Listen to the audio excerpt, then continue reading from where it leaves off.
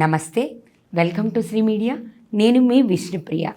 మనం ఇల్లు కట్టుకున్నా, కట్టిన ఇల్లు కొనుక్కున్నా, ఉంటున్న ఇంట్లో కూడా అసలు వాస్తు ఎలా ఉండాలి, ఇంటి సింహద్వారం ఎలా ఉండాలి, ముఖ్యంగా సొంత ఇంట్లో అయితే ఎక్కువ ఆలోచిస్తాం.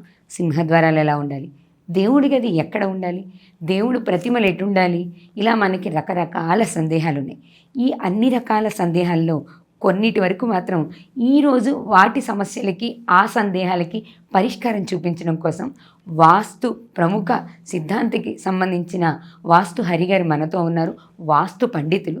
మనం హరిగారిని అడిగి మనకున్నటువంటి సందేహాల్లో కొన్ని సందేహాలకి సమాధానాలు తెలుసుకుందాం. నమస్తే సార్. నమస్తే. సహజంగా మనిషి భయంతోనే బ్రతుకుతున్నాడేమో. చాలా భయాలు ఉన్నాయి, ముఖ్యంగా ఇంటి విషయంలో. ఇక్కడ సొంత ఇంటికి, అద్దె ఇంటికి కూడా మనం వాస్తు చూసుకునే అవకాశం ఉంటుందా గురుగారు? అంటే సహజంగా ఇప్పుడు అద్దెకి ఉన్నవాళ్ళు కూడా ఇల్లు చూసుకునేటప్పుడు ఈ వాస్తుని పర్టికులర్గా బాగా పరిశీలించి వెళ్ళాలంటారా? మనము ఒక బిల్డింగ్ లోపల నివసిస్తున్నాము అంటే సొంతిల్లా, అద్దిల్లా, కిరాయిల్లా, ఫ్రీ ఇల్లా అనే దాంతో సంబంధం లేదు. స్థాన బలము అని విన్నారా మీరు? విన్నారా? రైట్. ఈ స్థాన బలంలో ప్రధానంగా ఏముంటుందంటే మనం ఎలాంటి ప్రదేశంలో, ఎలాంటి స్థలంలో కట్టబడిన ఇంటి లోపల ఉంటున్నాము అనేది ఫస్ట్ పాయింట్. అయితే ఒక ఇంటి కంటే బిఫోర్ యాక్చువల్గా ప్లేస్ చూడాల్సి వస్తుంది. ఎందుకంటే ఏ ప్లేస్ పడితే ఆ ప్లేస్ మనం సెలెక్ట్ చేసుకోలేము. ఒకటి క్లియర్ కట్. ఇప్పుడు ప్లేస్ గురించి మాట్లాడినప్పుడు, ఎందుకంటే ఇప్పుడు ఈ విషయం అయితే మీరు అడిగిన విషయంలో ఇల్లు మాట్లాడారు, నేను ఫస్ట్ ప్లేస్ గురించి చెప్తాను. ఇల్లు కట్టక ముందు ప్రదేశం. ఎస్, అది చాలా ఇంపార్టెంట్. ఇప్పుడు ఒక 4 స్థలాలు చూడ్డానికి బయలుదేరాం. ఎగ్జాంపుల్, మీరు నేను బయలుదేరాం, మీ ఫ్యామిలీ అందరూ వచ్చారు. రైట్. ఒక స్థలం దగ్గరికి వెళ్ళి కూర్చున్న తర్వాత అక్కడ అన్ని దేవతా వృక్షాలు మాత్రమే మొలుస్తున్నాయి. ఒకటో పాయింట్. రెండోది, అక్కడ కేవలము జింకలు మాత్రమే, దాని తర్వాత మనకు ఇది పికాక్, నెమళ్ళు, సో ఇలాంటివి మాత్రమే ఆ ప్రదేశంలో ఉంటున్నాయి. ఒక ఏరియాకి వెళ్ళాం, అలాంటివి మాత్రమే ఉంటున్నాయి. మంచి సుగంధానికి సంబంధించిన చెట్లు కానీ, మంచి సువాసన గల వాసన కానీ, అసలు ఆ స్థలం ఎట్లా ఉందంటే అసలు నిజంగా దేవతలు అక్కడ ఉన్నారేమో అనే ఒక ఫీల్ కలిగేలా అట్లాంటి ప్రదేశం ఒకటి ఉంది. అక్కడ మీరు ఇల్లు కడతారా అని ఒక ప్రశ్న చెప్తామని ఆగారు. రైట్. ఇంకో ప్లేస్కి వెళ్ళాం. కంప్లీట్గా ఆ ప్రదేశంలో మీరు చూస్తే కంప్లీట్ క్రూర మృగాలు తిరిగే ప్రదేశం. అక్కడ ఒక బాడీ పడింది, అంటే ఈ జంతువులు ఉంటాయి కదా, అక్కడ ఒక బాడీ పడింది, ఇంకో చోట ఇంకో బాడీ పడింది, మొత్తం ముళ్ళ కంపలు ఇవన్నీ ఉన్నాయి. అసలు అక్కడ వాసన ఎలా ఉందంటే మనుషులను చంపేసో లేకపోతే జంతువులను చంపేసో ఆ వాసన ఎలా కుళ్ళిపోయిన వాసన ఉంటుందో అలాంటి వాసన ఆ ప్రదేశం అంతా కూడా అట్లాగే అనిపిస్తుంది. కొన్ని ప్రదేశాలు చూస్తే అమ్మో ఇక్కడ వద్దే వచ్చేసారా వస్తారా. రైట్. సో అలాంటి ప్రదేశం రెండవది. ఇప్పుడు మూడవ ప్రదేశంకి వెళ్ళాం. చాలా ప్రశాంతంగా, చాలా నిదానంగా, అసలు మీరు అక్కడ అడుగుపెట్టిన క్షణం నుంచి చాలా ప్రశాంతంగా అనిపిస్తుంది. సో అలాంటి ఒక ప్రదేశంలోకి వెళ్ళారు. 4వ స్థానం వచ్చారు. మొత్తం ఒక ఊరుంది. ఆ ఊరి లోపల సాధారణ డెవలప్ ఉంది. మీకు అది అక్కడ చూడగానే కొంత అర్థమైంది. సో సాధారణ డెవలప్మెంట్ ఉండే అలాంటి స్థలంలోకి వెళ్ళి మీరు చూసిన తర్వాత అంత అసలు ఎలాగో ఉంది, వీళ్ళ పరిస్థితులు ఎట్లాగో ఉన్నాయి, వీళ్ళ స్థలం తీసుకొని ఏముంటాంలే ఒకటి అనిపించింది. ఇంకో ప్రదేశంలో ఒక మొత్తం లెవెల్గా ఉండే ప్రదేశంలోకి వెళ్ళారు. మొత్తం ఆ పక్కనే మొత్తం శ్మశాన వాటిక ఉంది. ప్లేస్ చాలా బాగుంది. పక్కనే శ్మశానం ఉంది, దానికి గోడ కట్టేశారు. ఒకటి. ఇంకో ప్లేస్, మీరు రోజు అదే రూట్లో ట్రావెల్ చేస్తారు, అదే ప్లేస్ కూడా మళ్ళీ తీసుకెళ్ళాం. మొత్తం రోజు అడ్డమైన కచ్చరా, పందులు, కుక్కలు అన్నీ ఇష్టం వచ్చాడు గలీజ్ చేసి పాడేసి అసలు అక్కడ నుంచి వెళ్ళేటప్పుడు మీరు ముక్కు మూసుకొని వెళ్ళొస్తారు. అలాంటి ప్రదేశంలో కంప్లీట్ మట్టి పోసేసి నీట్గా లెవెల్ చేసి మీకు చూపించారు. ఈ ఆ రూట్లో ఒక సింపుల్గా ఎగ్జాంపుల్ మాట్లాడుతున్నాం, ఎందుకంటే భూమి పరీక్ష అనే మాట్లాడడంలో ఎన్నో ఉంటాయి. ఓకే. ఫస్ట్ కండిషన్ ఇక్కడ నుంచి మొదలవుతుంది. మీరు కిరాయిలు, సొంత ఇల్లు అనేది సెకండరీ, ఇక్కడ నుంచి మొదలవుతుంది. అయితే మీరు ఇప్పుడు ఈ చెప్పిన ఆ రూట్లో ఏది సెలెక్ట్ చేస్తారు? నేనైతే ఫస్ట్ సెలెక్ట్ చేసుకుంటాను. ఫస్ట్ది టాప్ ఉందా? ఫస్ట్ రీజన్ ఏముండొచ్చు అండి? రీజన్ ఏముండొచ్చు? అంటే దేవతా వృక్షాలు ఉన్నాయి, మంచి సువాసనలు వస్తున్నాయి, మనకి చూడగానే అది మంచి ప్రదేశం అని అర్థమవుతుంది. రైట్. ఇప్పుడు ఆ దేవతా వృక్షాలకు సంబంధించిన స్థలం ₹1,00,000 గజం. ఈ చెత్త దగ్గర ఉన్నది 25,000 గజం. బట్ ఏది ప్రిఫరెన్స్? ఒక రూమ్ కట్టుకొనున్న ఆ ప్లేసే నెంబర్ 1. ఒక పాయింట్ అర్థమైందా? ఇప్పుడు ఒకటి గుర్తుపెట్టుకేసుకోండి, ఏదైనా మనకు అనుకూలంగా, అంటే ఒక వ్యూవర్ కానీ, ఒక క్లయింట్ కానీ, ఒక ఇల్లు కట్టే వాళ్ళు కానీ కన్వీనియంటే చూస్తారు, అవును. ఒరిజినాలిటీ చూడరు. Yes no? ఎస్. మనము ఒక మంచి ఫుడ్ తినాలంటే నోటికి రుచి ఉండదు, కడుపుకి మంచిది. నోటికి రుచి ఉన్నది, కడుపుకు మంచిది కాదు. ఇదైతే క్లియర్గా ఒప్పుకుంటారు కదా, అందరూ ఒప్పుకునేది. ఇప్పుడు ఈ స్థలానికి సంబంధించిన పరీక్ష చేయడంలో మనకు కొన్ని కండిషన్స్ చెప్పారు. రంగు చూడాలి, రుచి చూడాలి, వాసన చూడాలి, ఆ శబ్దం ఎలా వస్తుందో చూడాలి అన్నారు. ఈ మాటలు విన్నారా మీరు? అంటే చాలా మంది ఇంటికి రంగు రుచి వినలేదు, ఇంటికి కాదు స్థలానికి రంగు రుచి వినలేదు. ఎస్. ఇప్పుడు హేతువాదులు కూడా ఈ మాట మాట్లాడారు, ఈ మాట చెప్పారు, చాలామంది కూడా చెప్పారు. అసలు ఈ వాస్తుశాస్త్రంలో స్థలానికి రంగు చూడాలి, రుచి చూడాలి అని ఇవన్నీ మాట్లాడారు, పనికిమాలిన ప్రశ్నలు అని మాట్లాడారు. ఎస్, నేను ఒప్పుకుంటా, పనికిమాలిన ప్రశ్న ఒక 10 నిమిషాలు అనుకుందాం మనం. రైట్. ఇప్పుడు రంగు చూడాలి అంటే నల్లని మట్టి ఉంది, ఎర్రని మట్టి ఉంది, తెల్లని మట్టి ఉంది. 3 రకాలు ఉన్నాయి. తెల్లని మట్టిలో జస్ట్ మీరు 6 feet మాత్రమే పిల్లర్ కోసం గుంత తవ్వితే చాలు. ఎర్ర మట్టిలో 8 నుంచి 10, నల్ల మట్టిలో 15-20 దాకా వెళ్ళాలి, అంటే ఇసుక దాకా వెళ్ళిపోతుంది కాబట్టి స్ట్రెంగ్త్ ఉండదు. ఇందులో బెస్ట్ ఏది? వైట్దే. ఈ కండిషన్ కోసం దాన్ని బ్రాహ్మణ భూమి అన్నారు, అంటే ఉన్నత స్థానంలో కలది అని. ఓకే. బ్రాహ్మణులు అంటే ఇక్కడ లింక్ లేదు, అది బ్రాహ్మణ అనేది ఒక ఉన్నత స్థానము అనేది కండిషన్ మీద చెప్పడం జరిగింది. అది అంటే బ్రాహ్మణులు ఉండే భూమి అని కాదు, ఆ భూమికి ఉన్న క్వాలిటీని మనం బ్రాహ్మణ భూమిగా చెప్తున్నాం. ఉన్నత స్థానంలో కలదని మనం అనుకోవచ్చు. ఈ బ్రాహ్మణ, క్షత్రియ ఇవన్నీ సెకండరీస్. అయితే ఉన్నత స్థానంలో కలది. 2వ స్థానంలోకి ఏది వస్తుంది? ఎర్రని భూమి. 3వ స్థానంలో పచ్చని భూమి. యాక్చువల్ పచ్చనిది ఇంకోటి వస్తుంది, అది ఓన్లీ ఫర్ బిజినెస్, అంటే వాళ్ళ మైండ్ సెట్ మొత్తం ఆ ప్లేస్లో ఉంటే అమ్ముకోవడమే ఉంటుంది. ఇప్పుడు ఒక బిజినెస్ సెంటర్ పెట్టాలంటే అట్లాంటి ప్లేస్ సూపర్. కొన్ని బిజినెస్ సెంటర్స్ ఎంత అన్నా ఏమన్నా ఉండని ఎప్పుడు రద్దీగానే ఉంటుంది, అసలు మార్కెట్ మొత్తంలో కూడా ఏముండదు, కానీ అక్కడ ఎందుకు ఉంటుందో అర్థం కాదు, ఉంటుంది కదా అట్లాంటివి. నల్లని భూమి ఎవరి కోసం చెప్పారు అంటే, ఇప్పుడు ఎర్రని భూమి అనేది రాజులకు అని చెప్పారు. రాజులు దేనికోసం ఉంటారు? పరిపాలన నిమిత్తం. అంటే ఫర్ ఎగ్జాంపుల్ మనకు ఎమ్మెల్యేస్ అనుకోండి, లేదు పొలిటీషియన్స్ అనుకోండి, లేదు మన గవర్నమెంట్ బిల్డింగ్స్ అనుకోండి, ఎగ్జాంపుల్ ఆర్డీఓ, ఎంఆర్ఓ, కలెక్టరు, ఇట్లాంటివి, పోలీస్ స్టేషన్స్, ఇట్లాంటివి, కోర్టులు, ఇవన్నీ అవన్నీ వచ్చేస్తాయి. ఇప్పుడు ఈ పచ్చని భూమి చెప్పేశాను. నెక్స్ట్ నల్లని భూమి ఎవరి కోసము అంటే శూద్రులు అన్నారు. శూద్రులు అంటే ఎవరు? పనులు చేసుకునేవాళ్ళు. పనులు చేసుకునే వాళ్ళు అనేది ఇక్కడ కండిషన్. పనులు చేసుకునే వాళ్ళకు ఇప్పుడు ఇక్కడ కొంత పని చేస్తారు, ఇంకో చోటికి వెళ్తారు, ఇట్లా పని చేసుకుంటూ తిరుగుతూ ఉంటారు. అలాంటి వాళ్ళు చిన్న చిన్న పాకలు వేస్తారు. అప్పుడు ఎక్కడ వేయాలి వాళ్ళు? అలాంటి నల్లని తీసుకుంటారు, వెళ్ళిపోతారు. ఇవి యాక్చువల్ క్లాసిఫికేషన్స్ ఇలా జరిగింది. అంటే నాణ్యతని బట్టి, అంతేగాని బ్రాహ్మణ భూమి అంటే బ్రాహ్మణులే ఉండాలి, క్షత్రియ భూమి అంటే క్షత్రియులు కాదు, దాని నాణ్యతని వీటితో పోల్చి చెప్పారు. ఎస్. ఇది ఈరోజు వరకు ఏ యూట్యూబ్ ఛానల్లో కూడా, ఈవెన్ నా హరివాస్తు యూట్యూబ్ ఛానల్లో కూడా నేను చెప్పలేదు. కొంత డిఫరెంట్గా చెప్పాను కానీ ఇంత డీటెయిలింగ్గా నేను చెప్పలేదు. ఇప్పుడు రంగు, రుచి, వాసన అని మాట్లాడాం. రంగు అయిపోయింది, రంగు అయిపోయింది.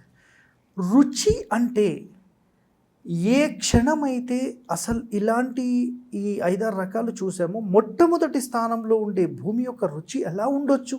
ఊరికే చెప్పండి. రుచి ఎలా ఉండొచ్చు అంటే మీరు 2 అడుగులకే అట్లాగా మీ పాయింట్ అర్థం కాలేదు. అంటే మనము దేవతా వృక్షాలు మొలిచే ఏరియాను ఒకటి అనుకున్నాము. అవును. నెక్స్ట్ జంతువులు, కళేబరాలు ఉండేది, అవి ఒకటి అనుకున్నాము. ఈ రెండిటిలో ఏ భూమి మంచి రుచి ఉండొచ్చు? మొదటిది దేవతా వృక్షాలు కన్ఫర్మ్ కదా. మొలిచేది.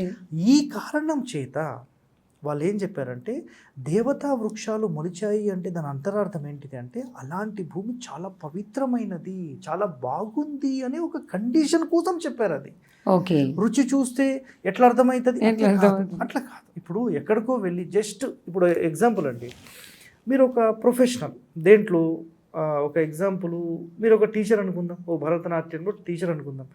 మీరు అట్లా కూర్చొని ఒకళ్ళు డ్యాన్స్ చేస్తే ఆమె కరెక్ట్ చేసిందా లేదా గెస్ చేయగలుగుతారా? చెప్పగలుగుతారా లేదా? చెప్పగలుగుతాను. సింపులా? రైట్. మీకే రాకపోతే అసలు మీకే రాదు, అబ్బా ఎంత బాగా చేసిండు అని ఇట్టిట్ అంటారు. అంతేనా కదా? ఆమె 8 మిస్టేక్స్ చేసిండు అని పట్టేది ఎవరు? బాగా వచ్చిన టీచర్. ఎస్.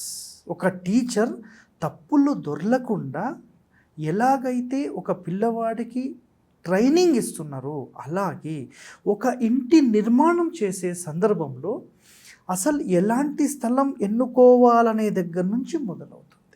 ఒరిజినల్ శాస్త్రం. ఈ కాలంలో అవన్నీ ఎక్కడ మాట్లాడతాం? సార్ మాకు 200 గజాలు తీసుకున్నాం, మాకు 100 గజాలు తీసుకున్నాం, 5 ఫ్లోర్లు వేసేయాలి, అందరికీ డబుల్ బెడ్రూమ్ రావాలి, అటాచ్డ్ టాయిలెట్స్ రావాలి, ఒకటి కామన్ రావాలి, కార్ పార్కింగ్ రావాలి. ఈ జాగేడుందండి. చారణ చపాతీ పెట్టుకొని బాలన కావాలంటే ఇక్కడి నుంచి వస్తుంది. ఇప్పుడు కాలం పరిస్థితి అది. సో ఇప్పుడు రుంగు గురించి మాట్లాడినాం. అయితే ఉన్నత భూమి యొక్క రంగు డిఫరెంట్గా ఉంటుంది, అది అయిపోయింది. వాసన అర్థమైందా మీకు? పోనీ రుచి అర్థమైందా? ఇప్పుడు రుచి అర్థమైంది. వాసన అంటే ఎప్పుడైతే ఆ ప్లేస్లోకి మీరు వెళ్ళారో ఒక మంచి మధురమైన వాసన, గంధపు చెట్ల వాసన వచ్చిందంటే నిజంగా మీరు వేరే ఏరియాకి వెళ్ళి ఉండగలుగుతారా? ఉండలేము. సో రంగు, రుచి, వాసన మీకు అర్థమైందా? ఇప్పుడు ఎందుకు దీన్ని చెప్పారనేది ఒక క్లారిటీ వచ్చిందా? ఒకటో పాయింట్. రెండో పాయింట్ మాట్లాడదాం.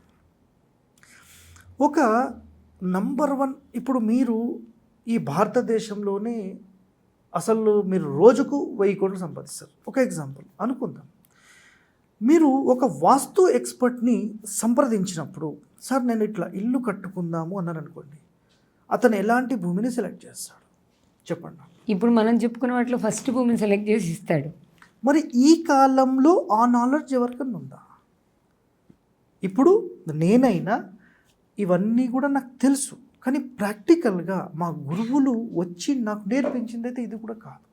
ఎందుకంటే జస్ట్ చూసి కొంతవరకే మేము తెలుసుకోగలుగుతాం. జస్ట్ అట్లా కంటితో చూసి తెలుసుకునేంత క్యాపబిలిటీ మాకు లేదు. అంత మహాజ్ఞానంలో మేమేం కాదు. మళ్ళీ ఎవరన్నా చెప్పారేమో, మళ్ళీ అది కూడా పరిశానే. అయితే ఇప్పుడు మీరు మాకు ఒక ఇల్లు కట్టుకుందాము అని అన్నారు, ఒక వాస్తు కన్సల్టెంట్ని సంప్రదించారు. ఇలా సంప్రదించినప్పుడు ఎలాంటి భూమి దగ్గర తీసుకెళ్తాడు ఆయన? ఆయనను అప్పచెప్పేశారు. ఆయన అప్పుడు ఏం చేస్తాడు? ఈ 4-5 రకాలు ఎక్కడికి వెళ్తాడు? ఫస్ట్ అంటే బడ్జెట్ ఉంటే ఫస్ట్ భూమికే తీసుకెళ్తారు. రోజుకి 1000 కోట్లు సంపాదిస్తాడండి, అప్పుడు మొదటి దానికి తీసుకెళ్తారు. కన్ఫర్మా? అది దొరకనప్పుడు ఆల్టర్నేటివ్ చూస్తారు, అది వేరే మాట. ఇప్పుడు ప్రపంచవ్యాప్తంగా ఉన్న ఎగ్జాంపుల్ చార్మినార్ ఊరికే, నెక్స్ట్ తాజ్మహల్, పిరామిడ్స్, సో ఇలా ఎన్నో ఉన్నాయి. అయితే ఎందుకు జనసంచారం ఉండే ప్లేస్, ఇప్పుడు మీరు ఒక ఇల్లు కట్టారు, మీకు ఒక కన్వీనియంట్ కావాలి, మీరు పెట్టుకోగలుగుతారంటే మీరు ఎక్కడ పెట్టుకుంటారు? దగ్గర పెట్టుకుంటాం. దూరం ఎందుకు పెట్టుకుంటారు? పెట్టుకోరు కదా. అయితే ఇప్పుడు ఒక చార్మినార్ కట్టినప్పుడు మొత్తం హైదరాబాద్కి చాలా దూరంగా కట్టారు. What is the reason? ఎప్పుడన్నా ఫైండ్ అవుట్ చేశారు ఎవరన్నా? ఇప్పుడు ఫర్ ఎగ్జాంపుల్ శ్రీశైలం ఉంది, శ్రీశైలం పోయి ఆ మూలకు కట్టాల్సిన అవసరం ఏముంది? ఆ కర్నూలుకి ఆ హైవేకి నియరెస్ట్ ఒక 4-5 కిలోమీటర్లు, ఈ హైదరాబాద్ హైవేకి ఒక 4-5 కిలోమీటర్లు, హైదరాబాద్కి నియరెస్ట్ కట్టొచ్చు కదా. ఒక ఆలోచన, ఈ ఆలోచన చాలా ఇంపార్టెంట్. ప్రేక్షకులారా, ఇది చాలా ఇంపార్టెంట్ పాయింట్. అంటే మన కన్వీనియంట్ కాదు ఇక్కడ, మన కన్వీనియంట్ ఇక్కడ చూడరు. ఒక దేవుణ్ణి ప్రతిష్టాపన చేసి ఒక టెంపుల్ లాగా కట్టి దాన్ని పవర్ జనరేట్ చేయాలంటే అసలు ఎలాంటి స్థలం ఎన్నుకోవాలనే దగ్గర నుంచి మొదలవుతుంది. ఇదంతా కూడా వాస్తు అనేది అక్కడి నుంచి మొదలవుతుంది. దాని కండిషన్స్ మాట్లాడుతున్నాను నేను. ఓకే, మీకు అర్థమైందా? ఇప్పుడు మీ ఇంటి పక్కనే మొత్తం చెత్త పాడేస్తారండి. ఒక ఎగ్జాంపుల్, గలీజ్ అంటే అసలు మొత్తం ఆ కాల్ని మొత్తం తెచ్చి చెత్త పాడేస్తారు. అదేదో ఎవరిదో అని చెప్పి మీరు గచ్చుకు కూర్చున్నారు. ఆ స్థలం మీకు అమ్మకానికి వచ్చింది, మీకు తక్కువకి ఇస్తా ఉంటుంది, తీసుకుంటారా? తీసుకోబుద్ది కాదు, రోజు చెత్తేస్తున్నారు కదా, ఎందుకు తీసుకుంటాం? ఇది కన్ఫర్మా? సో ఇక్కడ ఏమవుతుందంటే అసలు ఎలాంటి స్థలం ఎన్నుకోవాలనే దగ్గర నుంచి మొదలవుతుంది. ఒక క్లారిటీ వచ్చిందా అంటే వాస్తులో అసలు ఈ భూమికి సంబంధించి ఎలా సెలక్షన్ చేయాలి, ఈ భూమి రంగు రుచి వాసన అసలు ఇవన్నీ ఏంటి, ఇవన్నీ వాస్తులో ఇప్పుడు ఎవడు ఫాలో అవుతున్నాడు అనే మాట వ్యతిరేకంగా మారిపోయింది. మొత్తం హేతువాదులు ఏంటంటే ఇవన్నీ పనికిమాలిన ఎవడా పాటించేది అన్నట్టు అయిపోయింది. కానీ ఒరిజినల్గా ఒక ఊరు సెటిల్ చేయాలంటే ఖచ్చితంగా ఇలాంటివి కావాలి, ఖచ్చితంగా. అయితే ఇవి తెలిసి ఉండాలి, కంపల్సరీ తెలిసి ఉండాలి. కానీ ఇప్పుడు అది లేదు. ఎందుకు లేదంటే ఒక ఊరు సెటిల్ చేయాలంటే డైరెక్ట్ పోతున్నారు, వెంచర్ వేసేస్తున్నారు. సింపుల్. ఇప్పుడు పంట పొలాలు ఉన్నాయండి, పంట పొలాలు నల్లని రేగడి, నల్లని భూమి, అసలు ఇల్లే కట్టొద్దండి అక్కడ. ఇల్లు కట్టొద్దు, నల్లరేగడి నెలలో ఇల్లు కట్టొద్దు. ఇప్పుడు ఒక 3 క్లాసిఫికేషన్స్లో మనం ఒక 3 రకాలుగా డివైడ్ చేద్దాం. Higher income grade, middle income grade, lower income grade. Lower income grade వాళ్ళకు ఒక 80 గజాల స్థలం, మిడిల్ వాళ్ళకు 150, 200, హయ్యర్ వాళ్ళకు 300. ఈ మూడింటిలో కూడా ఎక్కడ ఉండడానికి ఇష్టపడతారు ఒక సాధారణ వ్యక్తి? హయ్యర్లో, లోవర్నా, మిడిల్లో ఉండడానికి ఇష్టం. జనరల్గా హయ్యర్ వెళ్తారు, ఇష్టం ఉంటుంది, వెళ్ళలేని పరిస్థితి. అయితే ఈ లోవర్ వాళ్ళు ఏం చేస్తారు, చిన్న చిన్న పాకలో ఇంట్లో ఏదో కట్టుకొని ఆ మూరి కాలువలు అట్టనే ఉంటాయి, దాన్ని డెవలప్ చెయ్యరు, ఖచ్చితంగా చెయ్యరు. అక్కడికి వెళ్ళి మీరు ఉందామనుకుంటారా? ఉండలేరు. కానీ పరిస్థితి ఏమవుతుంది, అందులో కూడా కొంచెం బెటర్ ఏముందో చూసుకుంటాం.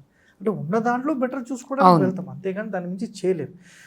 ఒక కొత్త సెటిల్మెంట్, ఒక ఊరు ఎస్టాబ్లిష్మెంట్ చెయ్యాలి అంటే కనుక ఇలాంటి ఒక పవిత్రమైన స్థలం చూసుకుంటే చాలా సూపర్. ఓకే, స్థల నిర్ణయం ఇలా చెయ్యాలి.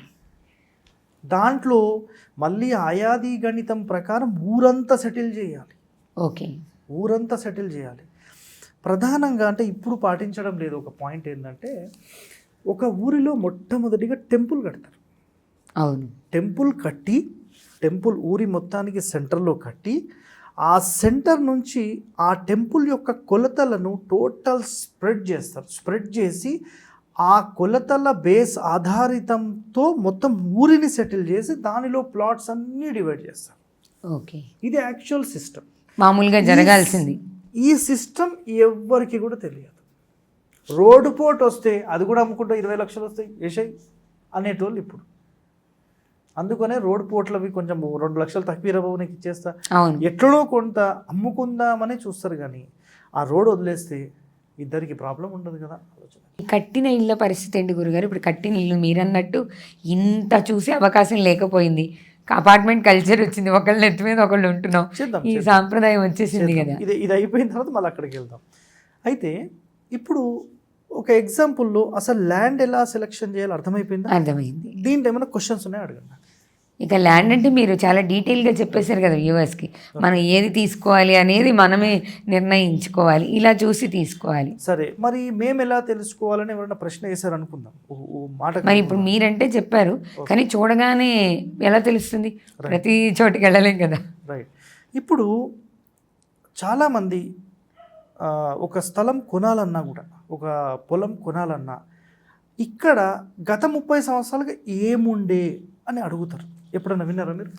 విన్నాను. అప్పుడు ఒక స్థలము, ఒక పొలం కానీ ఏదైనా తీసుకుందాం అనుకుంటే ఇక్కడ హిస్టరీ ఏముండే, ఇక్కడ ఉండేనా, శ్మశానం ఉండేనా, ఏముండే అని అడుగుతారు. ఇది ఎందుకు అడుగుతారంటే అక్కడ ఏముందో దాన్ని బట్టి తీసుకోవాలా లేదా అర్థమవుతుంది. ఓకే, ఒక పాయింట్. ఇప్పుడు ఒక ఇండివిజువల్ వ్యూవర్ కనుక మేము ఎలా సెటిల్ చేసుకొని తీసుకోవాలి అంటే కనుక నల్లని రేగడిలో లేనిది ఎర్రని భూమైనా తెల్లని భూమైనా నంబర్ 1, ఒకటో పాయింట్. రెండవది, ఇది అడవి ప్రాంతంలాగా కాకుండా ముళ్ళ కంపలు ఇవన్నీ లేకుండా మంచి ల్యాండ్లో మంచి చెట్లు మొలిచి ఉన్న దగ్గర తీసుకుంటే పర్వాలేదు. నేను చెప్పిన దేవతా వృక్షాలే ఖచ్చితంగా అక్కడ ఉండాలి అంటే ఎవరికి దొరకదండి. అట్లీస్ట్ మనకు మామిడి చెట్లు ఉంటాయి, వేప చెట్లు ఉంటాయి, ఆ స్థలాలు కూడా ఓకే, పర్వాలేదు, నో ప్రాబ్లం. ముళ్ళ కంపలు ఉండే దగ్గర ఏంటంటే మంచిది కాదు. ఆ ముళ్ళు ఎట్లయితే అక్కడ రేజ్ అవుతున్నాయో అలాగే ఇంటి లోపల మనుషుల్లో కూడా అదే రేజ్ అవుతుంది. ఓకే. ఇప్పుడు ఒక ఎగ్జాంపుల్ మాట్లాడాలంటే కడప ప్రాంతము, రాయలసీమ ప్రాంతం అని మాట్లాడతాం. అక్కడ ఎందుకు గొడవలు మాట్లాడితే గొడవలు ఎందుకు వస్తాయి? ఎప్పుడన్నా ఆలోచన చేశారు ఎవరన్నా? అక్కడి నేల భూమి ప్రభావం అది. ఓకే. భూమి ప్రభావం. ఆ భూమి లోపల మొత్తం సువ్వగా ఉండే రాళ్ళు ఉంటాయి. అలాంటి రాయి మీదనే వాళ్ళు నివసిస్తున్నారు.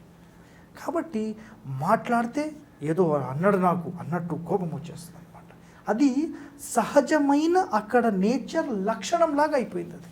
ఓకే, కాన్సెప్ట్ అర్థమైంది. ఆ భూమి తత్వం అనేది అక్కడ ఉండే మనుషుల తత్వంగా మారిపోయింది. ఇప్పుడు అదే తెలంగాణ ప్రాంతంలోకి వస్తే ఇక్కడ కంప్లీట్ రెడ్, మాట్లాడితే కొట్లాటకే వస్తుంటారు. అక్కడ చంపడానికి వస్తే ఇక్కడ కొట్లాటకే వస్తుంటారు. ఎవర్రా నువ్వు నాకు చెప్పేది అన్నట్టు వచ్చేస్తుంటారు. అయితే ఇలాంటి భూమి లక్షణాలు చాలా ఇంపార్టెంట్. మరి ఇవన్నీ ఎన్ని రోజులు ఎవరి ఆధీనంలో పెట్టుకున్నారు అసలు ఈ సీక్రెట్స్ అన్నీ రాకుండా? చాలామంది తెలుసుకున్న వాళ్ళు దీన్ని బయటికి రాకుండా ఆపేశారు. పోనీ వాళ్ళు ఎందుకు ఆపేశారు అనే కారణం కూడా నేను చెప్తాను. దీన్ని మార్కెట్లోకి తీసుకొచ్చి చెప్తే చిల్లరగా చూస్తారు కాబట్టి దాన్ని ఓ ఇవన్నీ చూసి ఇల్లు కొనుక్కుంటామా అంటారు. అది కంపల్సరీ. ప్లస్ వాల్యూ ఇవ్వరు, గుర్తుపెట్టుకోండి. ఓకే. మీకు సీక్రెట్స్ అని చెప్పి ఇంతేనా? ఇప్పుడు మొన్న ఎగ్జాంపుల్ చెప్తున్నాను మీకు. మొన్న ఒక పేషెంట్ జస్ట్ నాకు ఫోన్ చేశారు, ఇట్లా ఒక ప్రాబ్లం ఉంది సార్, చాలా తీవ్రంగా ఉంది అన్నాడు. సరేనా బాబు, ఈ ఐటెం తెచ్చుకొని ఇది కలుపుకో, 5 రూపీస్లో వచ్చేస్తుంది, అది కలుపుకొని తినేసి రేపు పొద్దున కల్లా నీ ప్రాబ్లం సాల్వ్ అన్నా. అయిపోయింది.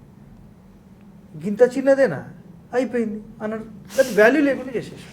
తెలియనప్పుడు భయంగా ఉంటుంది, తెలిసిపోయాక ఇంతేనా అనిపిస్తుంది. అయితే అక్కడ ఏమైంది, నెక్స్ట్ టైం నుంచి ఇక దీనికోసం నీ దగ్గరికి ఎంత వచ్చేది, నాకు నేనే చేసుకుంటా. వాల్యూ తీసేసినట్టు మాట్లాడారు.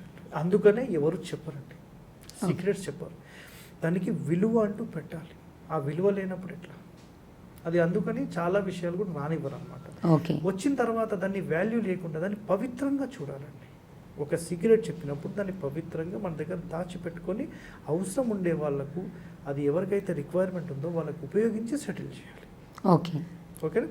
ఒక పాయింట్ క్లియర్. ఇప్పుడు రెండో పాయింట్, రెంట్ ఉండే వాళ్ళకు వాస్తు వర్తిస్తుందా, ఓనర్స్కి వర్తిస్తుందా అనే ఒక కండిషన్ మాట్లాడినాం కదా. ఇప్పుడు మీకు ఒక 2 వీలర్ ఇస్తాను, నేను బ్రేక్స్ తీసేసి ఇస్తాను. బండి ఎవరిదు, బండి ఫ్రీగా వచ్చింది, అసలు ఎవరి పేరు మీద లేదు.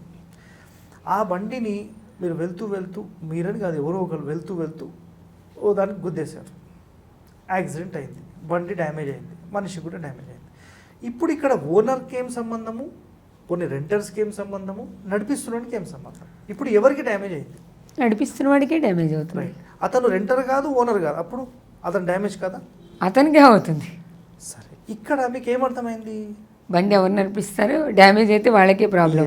ఇప్పుడు వాస్తు లేని ఇంటి లోపల ఉన్నప్పుడు దాని ఇంపాక్ట్ ఉన్న వాళ్ళకు మాత్రమే ఉంటుంది. ఇప్పుడు ఇక్కడ వాస్తు అనేది మీరు ఒక పాయింట్ వినుంటే, మేము ఈ ఇంటి లోపలికి వెళ్ళి ఒక్క 8 నెలలు సంవత్సరం ఉన్నాము, సంవత్సరం లోపల అసలు ఎన్ని ఇండ్లు మారినాం, కానీ ఆ ఇంట్లోకి పోయిన వెంటనే మాకు ఎట్లా వచ్చిందో అసలు ఒక ఇల్లే కొనేసుకుని వెళ్ళిపోయినాం మేము అని అదే ఇంట్లో దిగిన ప్రతి ఒక్కడూ మాట్లాడుతూనే ఉంటాడు. విన్నారా ఎప్పుడన్నా? విన్నాం. What is the reason? ఆ ఇంటి ప్రభావం కావచ్చు. మరి రెంటర్కి వస్తుందా, ఓనర్కి వస్తుందా? ఇప్పుడు చెప్పండి మీరు. అసలు ఈ ఇంట్లో ఎవరుంటే వాళ్ళకే వస్తుంది. క్లియరా? క్లియర్. రైట్. అయితే ఇక్కడ ఓనరా, కిరాయవాడా, ఆ ఇల్లేం చూడదు.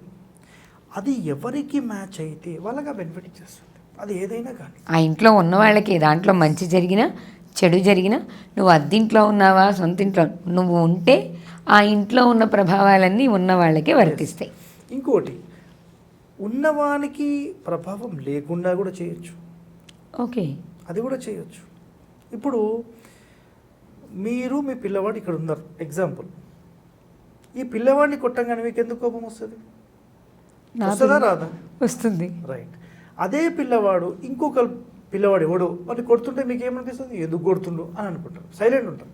వాడు తప్పు చేసినా మీ పిల్లవాడైతే మీరు వచ్చి ఆపుతారు. అక్కడ ఎట్లా కొడతారు మా వాడిని, ఆపుతారా? ఈ మనసు యొక్క అనుబంధం ఎవరైతే పెంచుకుంటారో అతనికి మాత్రమే ఇబ్బంది ఎక్కువ ఉంటుంది, గుర్తుపెట్టుకోండి.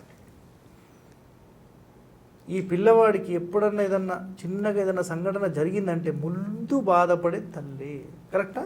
అవును. అట్లా అని ఒక ఇంటికి సంబంధించిన దాంట్లో కూడా ఇంటి లోపల మీరు ఒక మూల కొడుతున్నట్టే బుడు పరిగెత్తుకుంటే మూల కొట్టద్దు అని వస్తారు ఓనర్. ఏ ప్రభావం ఉన్నా అతనికే ఉంటుంది. ఎవరైతే ఆ ఇంటికి అనుబంధం పెంచుకుంటారో అతనికి దాని యొక్క ప్లస్ ఆర్ మైనస్ ఎక్కువగా ఉంటుంది. ఓకే, గుర్తుపెట్టుకోండి ఈ మాట. ఈ విషయం అయితే చాలామంది చెప్పారు. ఇక్కడ మళ్ళా ఓనరా రెంటరా అనే సంబంధం లేదు. వాళ్ళు వచ్చారు, బెనిఫిట్ తీసుకున్నారు, వెళ్ళిపోయారు. మళ్ళీ ఇంకో కండిషన్ కూడా ఉంది. కొన్ని ఇండ్లు 11 నెలల్లోనే వెళ్ళిపోయే వాళ్ళు ఉంటారు, కొన్ని ఇండ్లు 21 నెలల్లోనే వెళ్ళిపోయే వాళ్ళు ఉంటారు. 21 నెలల్లో సెటిల్ కాలేదు అంటే 21 మంత్స్ తర్వాత అక్కడ ఉన్న వాళ్ళకి ప్రయోజనం ఉంటుంది. మీరు వెళ్ళి కరెక్ట్ ఈ టైం లైన్ పీరియడ్లో అక్కడ నుంచి మూవ్ అయిపోవాలి. వాస్తు ఇంపాక్ట్ జరగక ముందే మూవ్ అయిపోవాలి. మళ్ళీ నెగిటివ్ స్టార్ట్ అయిపోతుంది. 21 మంత్స్ తర్వాత నెగిటివ్ స్టార్ట్ అవుతుంది. అలాంటివి కూడా చాలా ఉంటాయి.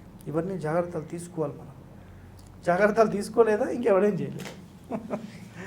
ఇప్పుడు సొంత ఇంటి విషయానికి వస్తే గురుగారు, అదే ఇక సొంత ఇల్లే ఉంది అద్దిల్లే ఉంది, కానీ ఇంట్లో సింహద్వారం పెట్టేటప్పుడు సహజంగా ఇప్పుడు బాగా వింటున్నాం, మన మెయిన్ డోరు సింహద్వారం పూర్వంలాగా 2 పెట్టాలి, 2 తలుపులు పెట్టాలి అనేది ఒకటి, ఒక తలుపే పెట్టాలి అనేది ఒకటి చెప్తున్నారు.